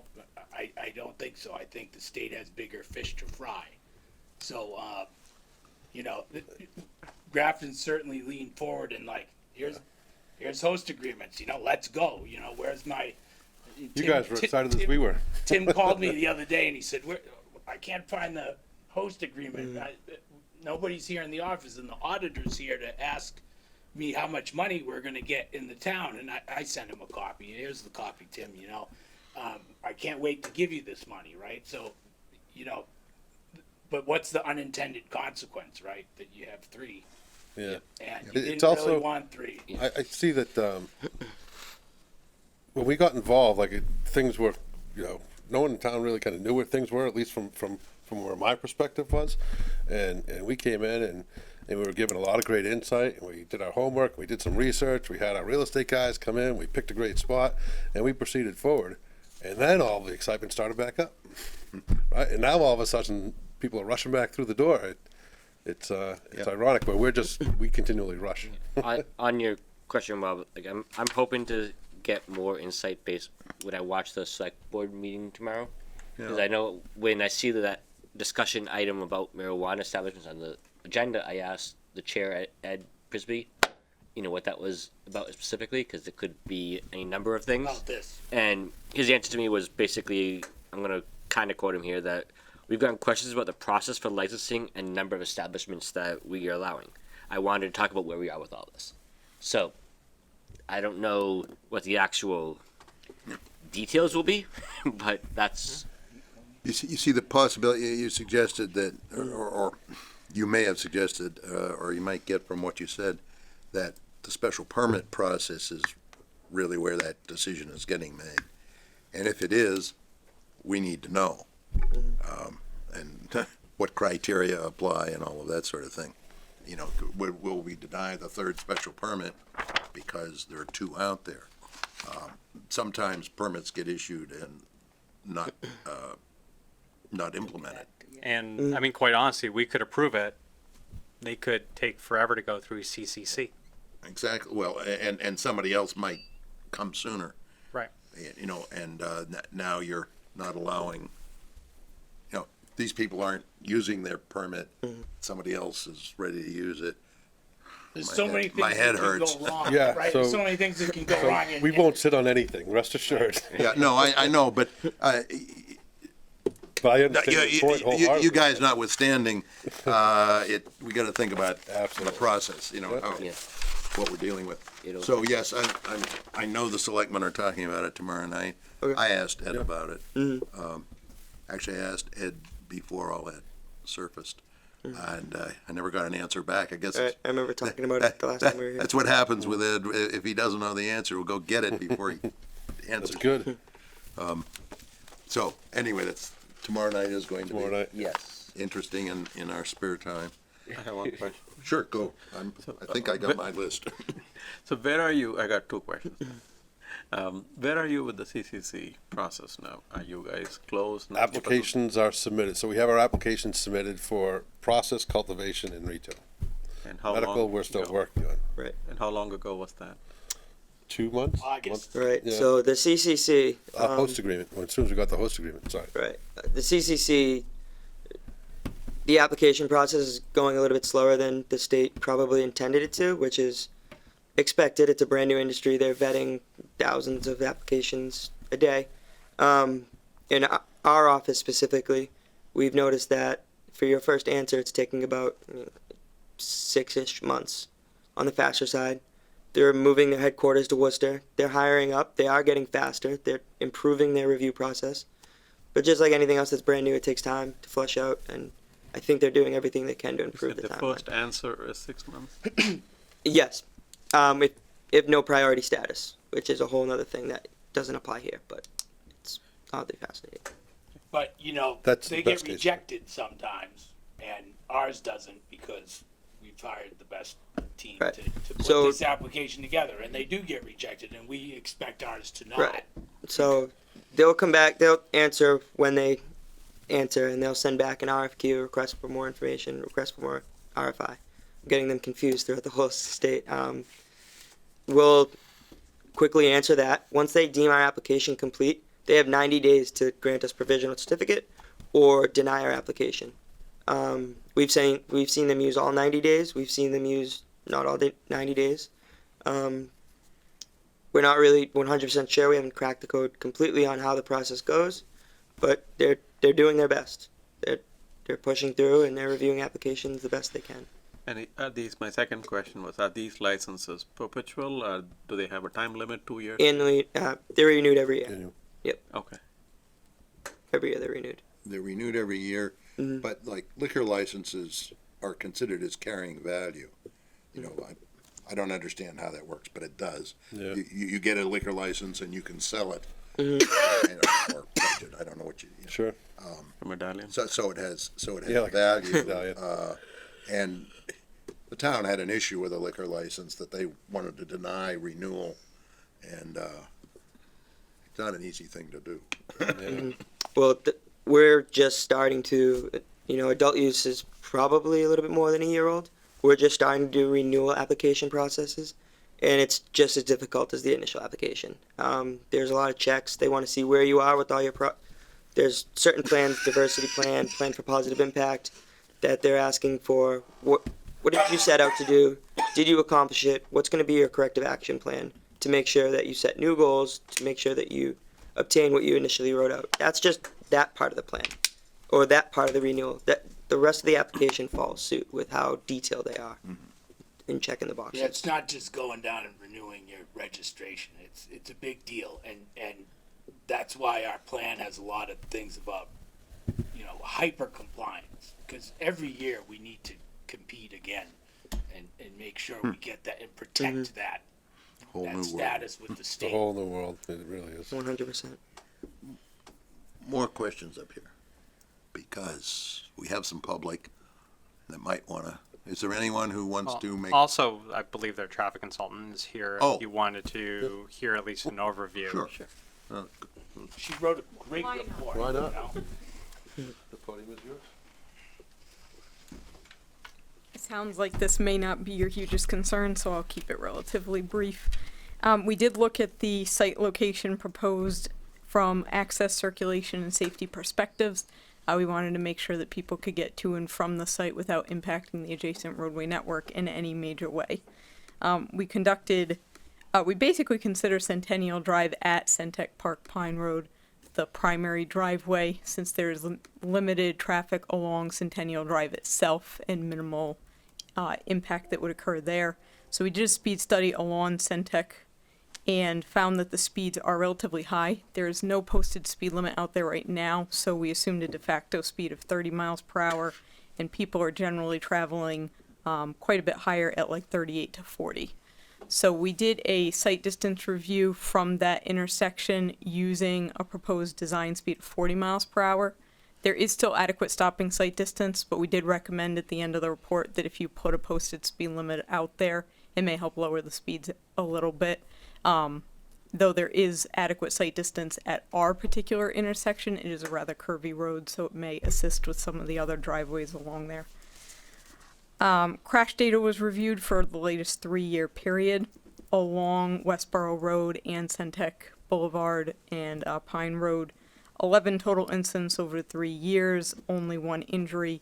There really weren't any trends of incidents that we felt could be mitigated or needed to be mitigated.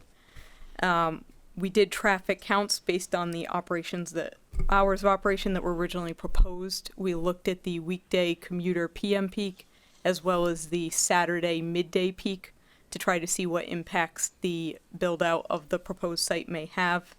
Sorry, did you say Saturday midday peak? Yes, so since they were proposing operations on both Saturdays and Sundays, there is, traffic generally looks at weekday AM commuter, PM commuter, and then if the use is proposing weekend, anywhere between 11 a.m. and 1 p.m. on Saturday is usually your weekend peak. So we did look at that as well from a traffic perspective. So I believe it was mentioned earlier, level of service is generally defined for all intersections from A to F, looking at the amount of delay that people experience compared to other similar type intersections. So A being your highest operating, E being almost failing, and F being failing. So all of the intersections that we studied had level of service of C or higher, which is a high operating capacity, and the level of service is not expected to change with the build out of this site. As the applicants have defined, there won't be a high quantity of trips. The highest peak anticipated is actually on that weekend, up to 40 customers in 1 hour, which is a decent percentage of the volume already on the roadway, but it doesn't change the level of service at the intersections. The roadways can adequately accommodate the increase. Can I ask another question? So I don't know if it's within our purview, but I'm less worried about the weekend piece. It's the weekdays, especially during the evening commute between 4 to 7 p.m. And morning is fine. By 8, it's the laggards who come in by 8. Others are out before that. And the point outside the station, if that's a very narrow 2-lane, that's the one that gets typically clogged during the weekday. Right. Is there any data point, can we even ask to look, or ask for the data point between 4 p.m. to 6 p.m. on a weekday? So we did look at the weekday PM peak.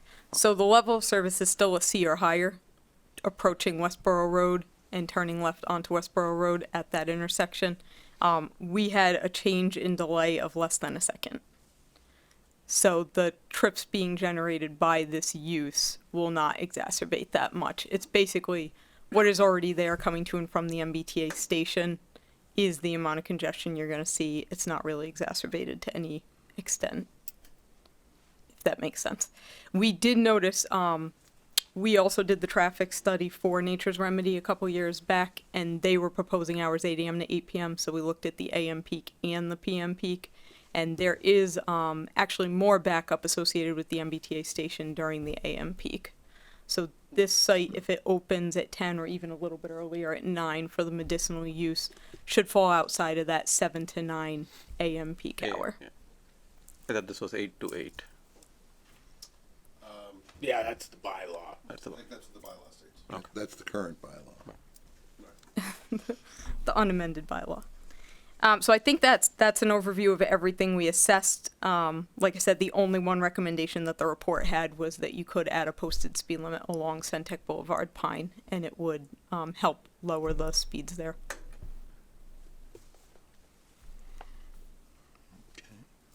okay. All right, thank you. Anything else on? Okay. Now then, this is when we have public having an opportunity to comment or ask questions or whatever. Does anyone have anything? Who's the public here? Well, there's a couple that are that aren't them. How much foot traffic do you expect down You gotta let us hear on the microphone who you are and what you're asking for. Hi, my name is Ray Choley, and I'm in a butter on 8 Centennial, and I'm just interested in the amount of foot traffic or any non-driving traffic that could be on premises or just walking in and about. 8 Centennial, which one is that? It's across the street. The bank? Yes. The Lights Out Bank? Yes. Well, that's what it is. I know. It's a data center. Yes. Remember, that's had a tour of that before it was finished because we had to permit it. Right. Interesting building. Anyway, you're asking. Just foot traffic in general. Was it a study? Was anybody considering how many people will come to it, come to your facility on foot? It's a long walk. What? Yeah, when we looked into it, we didn't, thank you. When we looked into it, we didn't see, because there's not a lot of residential there. It's not an easy place to walk to or from, unless it's from maybe some of the surrounding, offices. So we didn't think there'd be many people walking to our facility at all. Do you look at Job Corps? Can they walk from the train station? Like, is that a? It didn't seem like there's a viable, There's there's no no sidewalk path, on right? There's no Centennial. sidewalks, it's not, and as you said, people There- driving fast. There is a sidewalk on Pine Street, Right. Yeah, but not coming and out. then as you enter in, As you enter in, there is. no, so there's a sidewalk going down to the train station. There's a sidewalk coming in to Centec Park. It's on what would become your side. But it doesn't come. Whether down or to not us. it goes to your property, I don't think it I does. think it Yeah, it stops at stops. Millennium, so that Yeah. it's just not And yeah. set up for foot traffic. Will there be any? Possibly. I would imagine if they're driving to the Grafton MBTA station, it would be more convenient to get in the car and drive back up Drive to over MJ instead of walking. as opposed The to only walking. change that might impact that is if that area actually develops the village. Correct. And that's going to impact that far more as far as traffic than anything on Millennial Drive. Right. We're Where is that? Is that the hospital? Yep. The 7 acres Oh, behind it? on the others, on the, Other side of Pine Street. turn off of Route 30 on the right, more or less. That's, association there. we're kind of hoping that's a village mixed-use area, that will develop because of its proximity to the train station. It Sure. makes it a very attractive area for Yep. young people, people going into Boston for stores, for basically a real community there. And that's something this planning board has worked very hard and very dearly on. That's a very dear subject to us. So in a number of years, once that is built, is it conceivable that people could walk there? Yes, it is. Just as, you know, our hope is that people would walk to the commuter Right. rail station, Tufts as well. But for the purpose of this application, it was not anticipated on staff side that there would be a measurable pedestrian circulation, especially given the fact of lack of existing residences, and that even the generators are basically existing businesses within Sanctech Park that likely, due to distances, people would be driving. And if in the foreseeable future, that village does come about, a bike rack is, if that's, and help in mitigating and encourage, That's then future, that's yeah. next steps, but. How much difference does it actually make to our decision? None. We can't. I don't think it, The rest is UPS, is that right? Did they buy out Yeah. the trees I see in this? Yeah. they bought the property, but they seem to have lost interest. Sorry, Everybody's, you know, come on, but it isn't happening, you know. Yeah. Yes, Conde. sorry to contradict everyone, there is a sidewalk. There is a sidewalk all the way up? Yep, In our Yep, front there it yard there is? yep, and it even continues around the. We'll the put a Vero cul-de-sac. bike rack Ends in at front the, of- Yeah. all the way down. Joe, How about buy that? it. but I mean, it's very easy to miss because you usually need people walking in the sidewalk to sometimes notice it, and I've never even seen people out for a stroll. You don't think on we'd that. approve this plan without a sidewalk, do you? I would have found that extreme. That would have been a waiver, and the board doesn't grant waivers. That's right, yes. Well, some boards don't sometimes. There might be a waiver involved in that plan, actually, which I won't mention what it is. And I was gonna offer to expand it up to the building. I said, and I was gonna offer to expand it up. I thought the walkway stopped, so if that community gets developed, you know, we would want the walkway to come all the way to our building. You know, even when that was a school for autistic children, I never saw anyone. Saw very few cars there. It's off the Federal beaten path. grant thing Yeah. going on, so who knows? They put a lot of money into it. Yeah. Nice. Beautiful property. Yeah, I don't think the school was the first thing in that. No. There was Automotive something, software. They modified police Training. cars. They Yeah. put equipment into police cars, radios. Yeah, but I seem to remember There was also a software. generation when there was software training. Really? The building's not that old. 2004. Quite a few. 'Cause I knew 2004. someone who I think worked there. Yeah. So, anything more? Anybody else out there with any comments or questions? Does Shrewsbury has any concern? Like, can they have any concern because it's a border town? Or They doesn't- could come.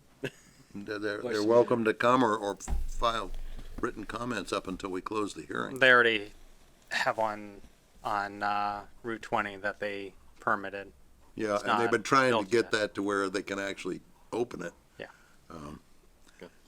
They seem to be, they and the highway people, I heard, were, We do expect the majority of our traffic to come from 20, actually. That's what I- Obviously. Yeah. well, are there any, there's nothing more? No one has anything more?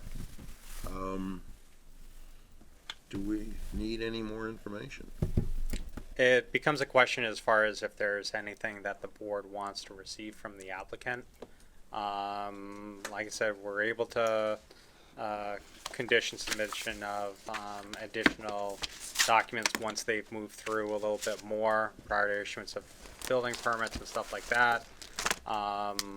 there is a chance if they're refining some of these that even if they submit something, they could then be coming back to change it anyways. And it becomes a question as far as identifying a process for evaluating their handling. We know as we talk through the different scenarios, like keep the hearing open until you have all that and all this, it seemed to me that probably conditioning was the way to go in this case, rather than trying, because you're gonna have trouble getting full engineering plans for the buildings, interior building systems, to the point where I think it might be really, really difficult to put it together. So Joe is real good at this stuff. Yeah, one thing I would love clarity on is from what the select board is talking about tomorrow before we close, so just have, so we understand what it's looking like. That's just my feeling. The only, literally, the only question is, what is that mechanism? Actually, The bylaw is the bylaw. I mean, one of the things, the board can keep it open and still have me start drafting a decision. So, in case there is something that comes out, realistically, that is not providing testimony. If the board questions that, it's no problem keeping it open. It doesn't really impact the work that I'd be putting in, whether it's open or closed. That brings me back to the possibility that the board should request advice from our town council on this. And we could vote to request that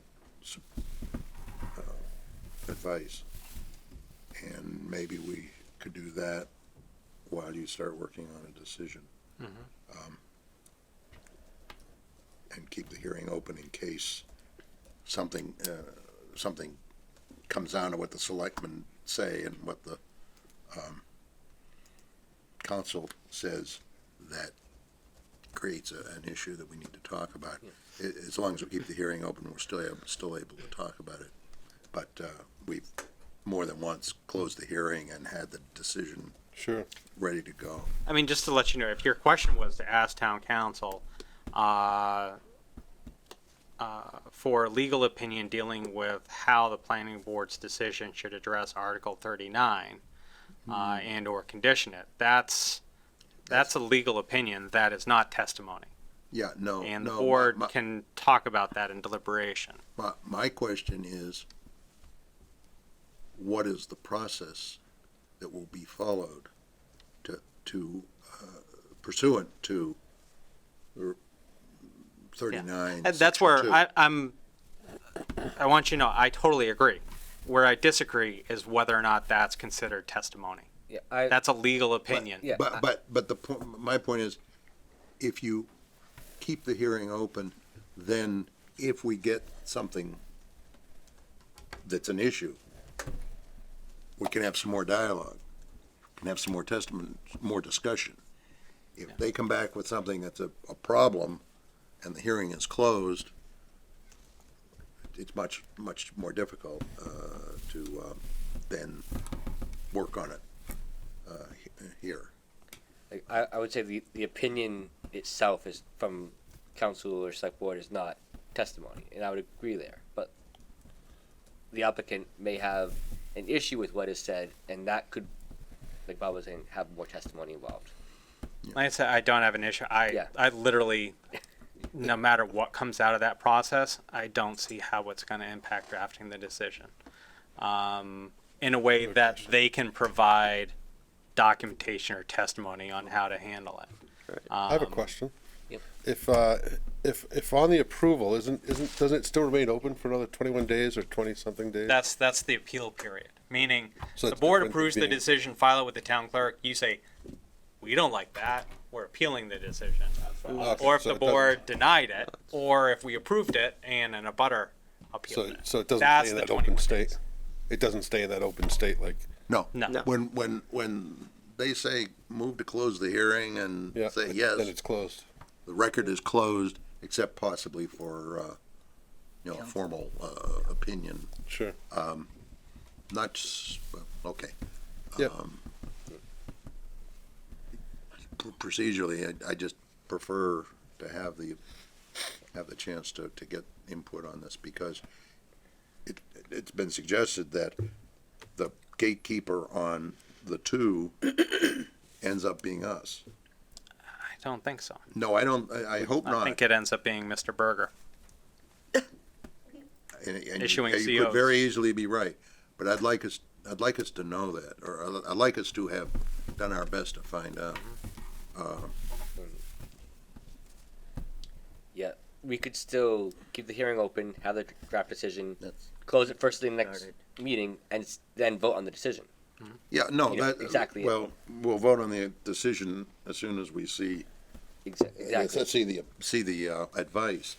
And I want the advice on what is the process and how it is implemented, not just what should the planning board do.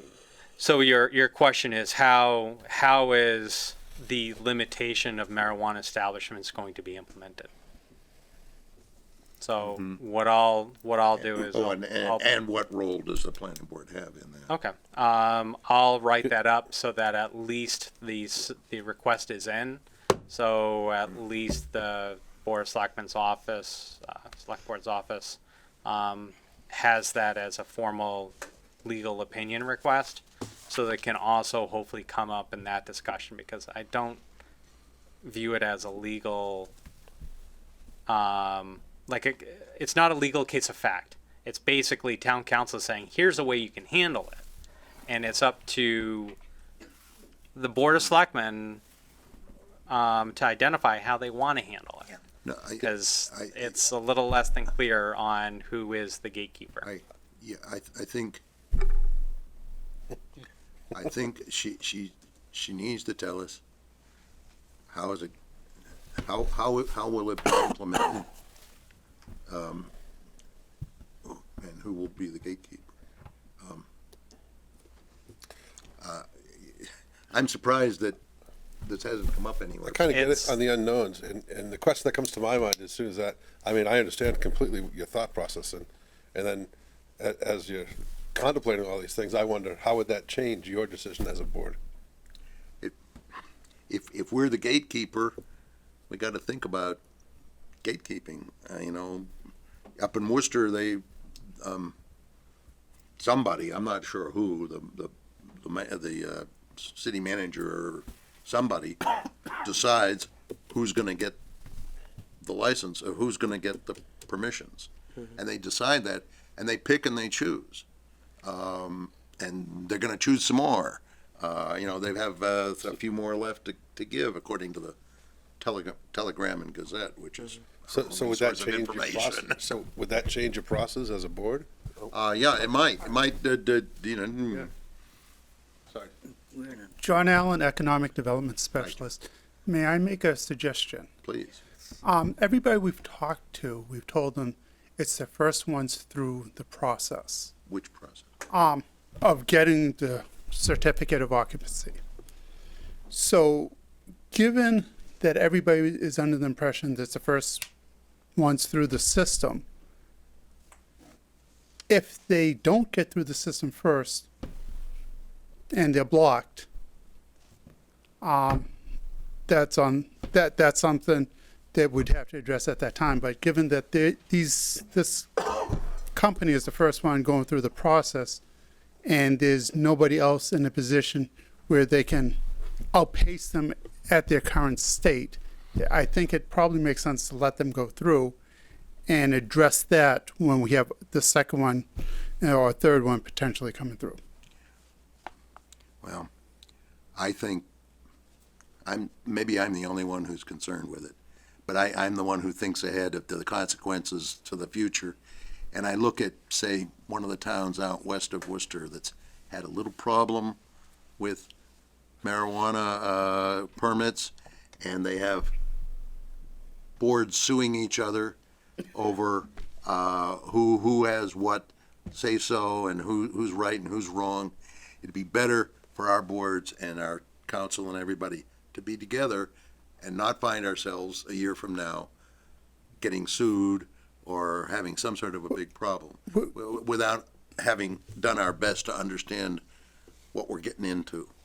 I'm glad we're on the same page. You and I agree. We're on the same page. I don't think we're gonna delay anything. No, because I'll be writing a decision. Yes. I'll be meeting with Ginny.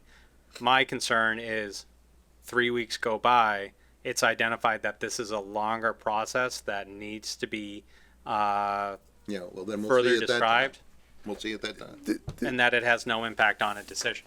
The other issue is, as a town, we've been telling people the first ones through, we don't want to put ourselves in a position where we're choosing this business over that business. We just want to let the horses run. But the question is, where is through? Is through at the special permit? It was No, through, was it's not, through. it's not at the special what- permit what stage was because we through- don't have jurisdiction over the what- general bylaw. What was through when the selectmen gave their host agreement. Some people think that was a decision.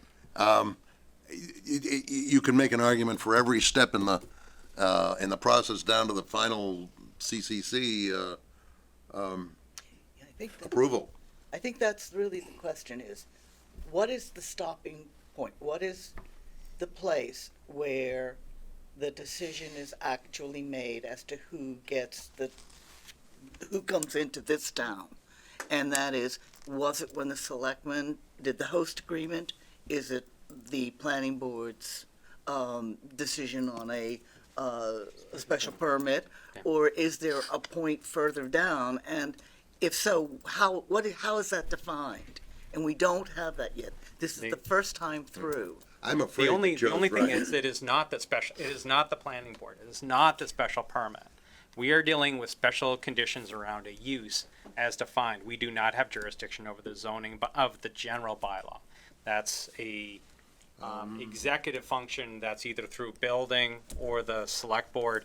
At most, it doesn't deal with us because we don't ultimately issue the necessary permits to allow a business to open.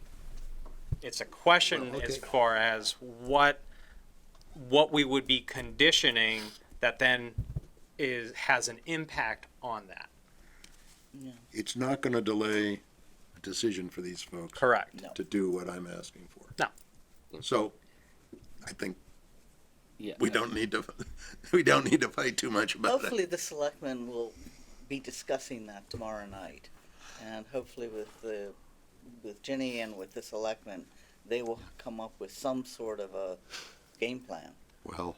And I will say, if the only thing that happens between now and the next meeting is we still don't have an answer to that question, I can't see myself supporting a delay of closing the hearing and deciding on the permit, on the decision.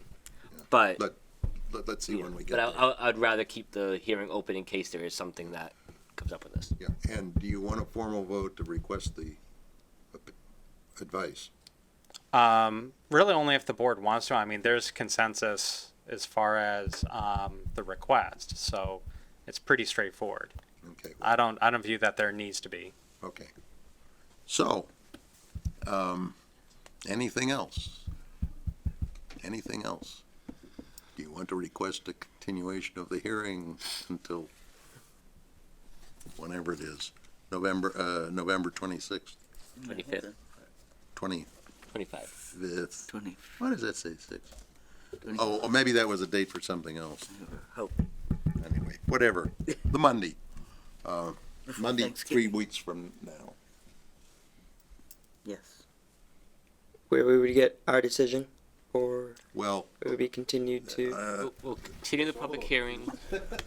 I'm trying to we get keep- my keep hold that- on this as best I can. So we would be continuing tonight's hearing until the 25th. Continue the public hearing. At that Right. point, if there's no conflicting well, decision and it stays as the first one through is the first one through. No. Well, as long as we don't get something that raises a problem, in the meantime, Joe will have done its best I'm to going to get. be drafting a decision that includes all the record of what's been submitted with conditions we sort of already discussed, with sort of placeholders as far as addressing the question that they asked as to how Article 39 of the general bylaw is relevant for the board's handling of this application.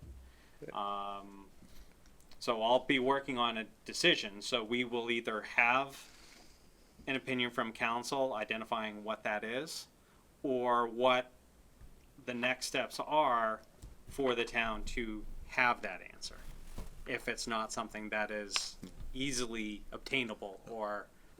We'll have to see what the selectmen have to say, what council has to say. Who knows? But we'll see. Yep.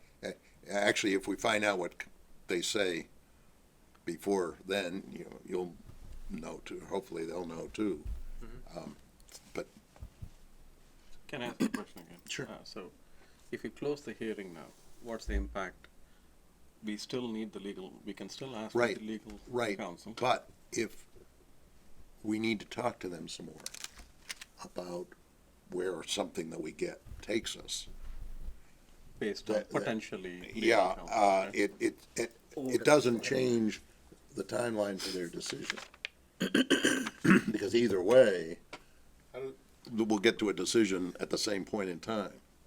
Assuming that, I'm going to be drafting a decision. What's That's the one thing you can be certain of is I will be drafting a decision for the next So- hearing. Here's the issue. What he's saying is he has to draft a decision. They can't vote until the decision's drafted. So the fact that they're not closing it tonight doesn't affect you because the decision hasn't been. So we would have never been granted approval tonight. It would have been granted at the Yeah, next. right. That's right. I mean, one, for your No, we- timeframe, it never would have been able to happen. if you look at our decisions, there's 10, 20 pages of single-spaced stuff. And we vote on the draft and change words here and there Spelling. before we vote on it. And then it's done. And then, would it be a Q&A at that point also, or is it just? Well, the hearing would be open on the 25th, and if there's discussion needed, we'd have discussion. Our decision process itself is not a public hearing, so no new testimony can come in. It's still open meeting, so anyone can be present for our deliberations and votes for that. But Right, it's but, not. but while the hearing's open, Yeah. stuff can come in. We might have press coverage and someone will decide to go submit a comment. And they'll be allowed to submit a comment to us, to the record until Because the 25th. I think that's the best thing to do. And if there's any sort of determination that's made, that would be something that I'd be providing to the planning board. It would be recognized within the draft decision, and you'd be getting a copy anyway. So it wouldn't be like you'd be coming in on the 25th blindsided. So just to clarify, because so on 25th we'll have a draft decision, we'll do deliberations, and we'll vote on the decision. we'll close the hearing would be the first thing that Right. would happen. Yeah. But then, That's I don't know how much expected. deliberation we're gonna need. Yeah, we won't probably. Depending on, Yeah, we have to the go legal through- counsel is Right. only one item. Yeah, and They're what the takeaway. selectmen do. But Joe has to figure out how to write it, but Tomorrow. I don't think now there's a they lot of discuss Okay. controversy at this how point. they Yeah. are. This is probably going to be the least controversial special permit for marijuana we'll ever see. Well, One of the Nah. least. don't, Don't predict any. wait until the hearing's closed before we, don't count your chickens, but, Is there more information you'd like from us for that next yeah, hearing? yeah, What more do we- we have a form that you need to, sign that Done. requests the continuation. Will you be able to send us a copy of this? Oh yeah. Okay. Do you? Go Sam. You signed it? Yeah. Well, he did. I signed it. No, he's the applicant. so- Okay. All right. Thank you very much for your time. Thank you. I move that we approve the grant the applicant's written request to continue the hearing until November 25th at 7:30 p.m. Second. Moved and seconded, discussion, hearing none, all in favor? Aye. Opposed? So voted. Thank you. Thank you. much. Jonathan, John? Yes. Okay, for a freshly minted JD, you're good. Thank you. I appreciate it. Good job. Just what he needs, make his head a little bigger. Just don't raise the price. Try. I have a teenager who's pursuing a legal law course. So it's a lot of fun to study. Okay, do we have any reports from planning board representatives on town committees and CMRPC? I attended the building, library building committee meeting. So we have the groundbreaking ceremony on Wednesday. And I think, I asked for the plan for what's the start date, what's the end date. They're going to finalize that. They don't have the details. They have a high level strawman. They should be able to share something starting next week. And there will also be a website or a portal where they will host all the progress reports. So more to come. Exciting times there. Once we 2 or 3 more years. And CMRPC, you know about the upcoming quarterly meeting, Yes. where the topic for the meeting is solar. What we should know about solar regulation, I guess. And it's not limited to just the delegates. People can come. Where is that? When is it? It's The a 14th. Thursday. November 14th. The 14th, Thursday, and it's, Spencer Inn. sounds right. I believe I shared my contact information the last time, but do you need a copy of anything or just send it to? No, I already have it. Okay, perfect. Okay. All right, thank you. Have a good night. Sure, Thank you. bye. Spencer Country Inn, sorry. Spencer Country Inn. And there's an early session to kind of introduce new people to the commission and the new delegates. And then there's the meeting where we'll have, we do a little bit of, we approve some minutes and then we have a program where someone discusses the subject. Well, I guess it's too late to talk anymore about small stones. Although they're very interesting. And what's the name?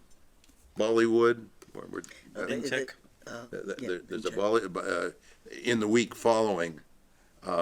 It's Bollywood. Where they are demonstrating dancing and then the band play afterwards. And there's another. Chaplain Hill. No, but I thought there was, okay. No, Anyway. that's that night. Anyway, but it is India. The program has an India. Anyway, it's a real challenge. This is a very exciting year for that. This is the first time we've had music so much. Is there anything else that can come before legal? Deliberation on Willow Road. Oh, that's right. You I you said there wasn't anything to do. No, I didn't have anything prepared, so. No, we'll he have- didn't say that, we'll but have yes. that At the next meeting. Okay. All right. Are we gonna run out of time on that? No, but we have to, basically come up with a decision for December 9th. Okay, So I have 2 more meetings. okay. Now, Motion to adjourn. Second. moved and seconded, not debatable. All in favor? Aye. Opposed? So voted.